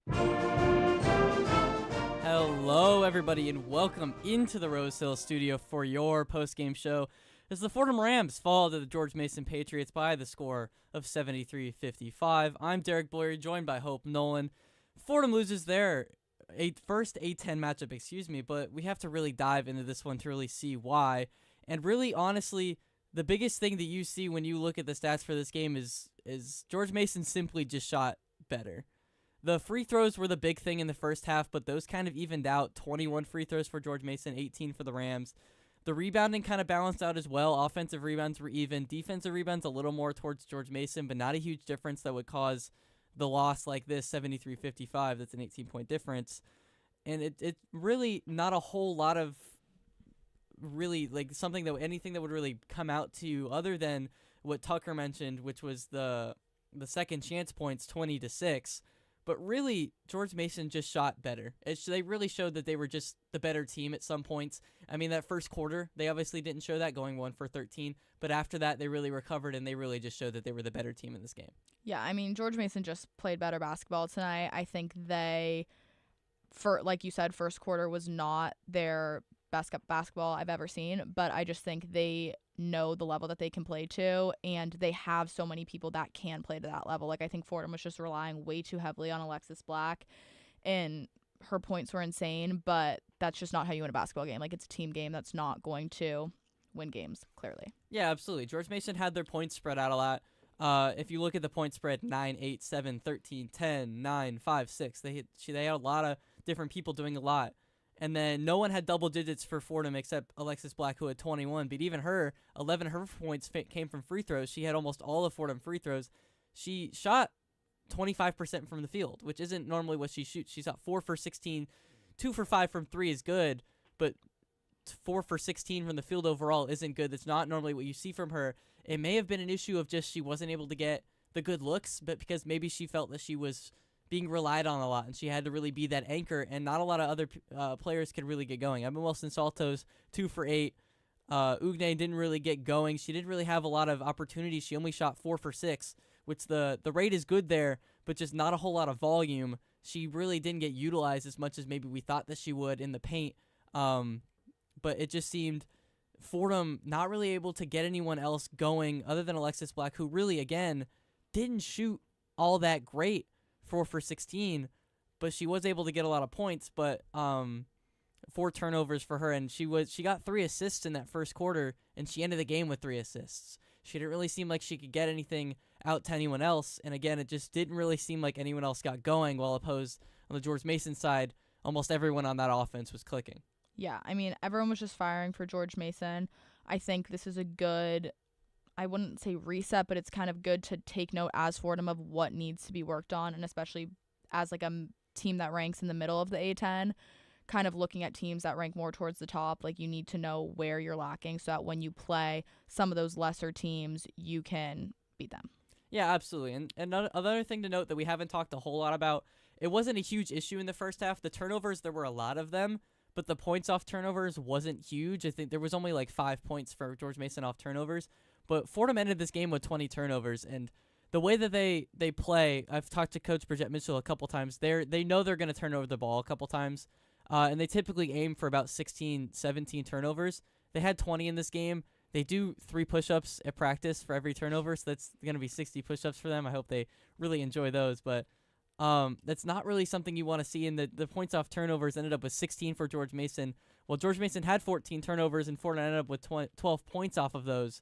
But you don't really want to turn the ball over. And I know a couple of those were at the end of the game where they were garbage time. There was a long pass to Ugne where it just went through her hands. But, I mean, even in garbage time, you still have to play good basketball. You still got to at least try and make it close. 18, you really don't want to lose by 18. But just there's a couple issues that are pretty easy to spot looking at the stats. And turnovers is definitely one that is, I mean, you can look at the stats and say turnovers is the issue, but that's always something that's going to want to be fixed. Yeah, I also think just like towards the end of the game, they definitely were giving up where it's, I know you're down, you know you're not going to win, but I think there's like a fight to put up at the end, and I just don't think the Rams had that fight tonight. Yeah, and there were a couple players that seemed to be missing. Edwards was a player that Tucker talked about, and even in the first half, she only checked in the last minute. There were just a couple players that played early and then never came back out. Lively hit a 3. She was one of only 2 players for Fordham that hit a 3. Alexis Black had 2, and Lively had the other one, and she really never saw any other minutes. She had 7 in the game. Omashola only had 7 minutes in the game. Kayla Berry only had 8. Just some players that you normally are used to seeing quite a bit. Even Nyankin only had 15 minutes. You're used to seeing her quite a bit. And she only shot 4 shots. It seemed like the volume of the shots that Fordham had were coming from players that you don't normally see. Normally you see Ugne Soto-Teta take a lot more shots than 6. Normally you see Alexis Black. Normally you don't really see her shoot 16, and even if you do, they're a lot better decision making than normally she would make. 4 for 16 shows that maybe there was just a lack of maybe decision making or a lack of maybe running out of time, but it just seemed like the game plan was a lot different, maybe because it was a different opponent, because it is the conference champion, the reigning conference champion. I'm just wondering maybe what's happening in that locker room, what's happening with the game plan. Yeah, like maybe their thought was they're not going to win this game, so let's try up something new. Let's see what we can do in a game that we're not going to necessarily win, because you're not going to want to risk it in a game that you have more of a chance. And maybe that was the thought, that was the plan, but it was definitely an interesting look for who was on the court tonight. It was definitely a very different look, but again, I mean, I mentioned it in the halftime. Fordham struggling on the road. They're 1-3 now, and they will play Hofstra on the road for the next game, as Tucker mentioned. I'm wondering why that is, why the struggle on the road. And I know that there's obviously the basis in sports for home field advantage or home court advantage in this instance, but I'm wondering if it has to do with something else. I don't know if it is the Bronx air that has to do with it or if it's something else, but I'm wondering why the struggles are there. Maybe it is just the tough opponent. I mean, Seton Hall, they weren't expected to win. George Mason, reigning conference champion. Maybe it is just the opponent. It might just be coincidence in just those 4 games, but yeah. I am wondering what it might be. I mean, I'm hoping that they can shake it this weekend and maybe kind of get their momentum back, and getting a win on the road is going to give them a little bit of confidence, especially getting a win and then coming back to Rose Hill might help them get that momentum going. But it definitely is interesting to see how they do not perform as well on the road. Yeah, you mentioned their next home game. I don't have their schedule pulled up. Do you have what the home game is? I believe it's Saturday at 2. Saturday at 2. Do you know who they're playing? Hofstra. Well, no, their next home game. Oh, home game. I actually do not know off the top of my head. I do have their schedule. Oh, it's not for a while. December 21st, they play St. Francis at home. So that'll be their next home game here for Rose Thrill in the Bronx. But also, it's important to note that all of these the next 3 home games, like, no one's going to be on campus. The next 4 home games, no one's really going to be on campus for these. Those are still while we're on holiday break. So I don't know if just being in the Rose Hill Gym is what helps them out, or if it is the fans and the energy of Rose Thrill. So it'll be interesting to see how those games go with kind of an empty hill. It'll be a sad, empty hill. I'll definitely be home. I know that. I know I have plans to leave right after exams. I got an exam the 18th, and then I'll be out of here. But we'll see what happens with Fordham women's basketball, and I think that'll do it here for us in the Rose Hill studio. You were listening to Tucker Austin and Dominic Sansone's beautiful voices during the game. Kurt Sipple and Anthony Smith have been producing behind the scenes for us this evening. Izzy Randazzo has been your engineer, and Langston Writing has gotten your highlights. Hope Nolan has done your updates and joined me for halftime and postgame. I have been your studio host, Derek Boyer, and Bobby Chaffardini is our sports director back in the studio. And Fordham women's basketball is a production of WFUV Sports. Have a good evening, everyone.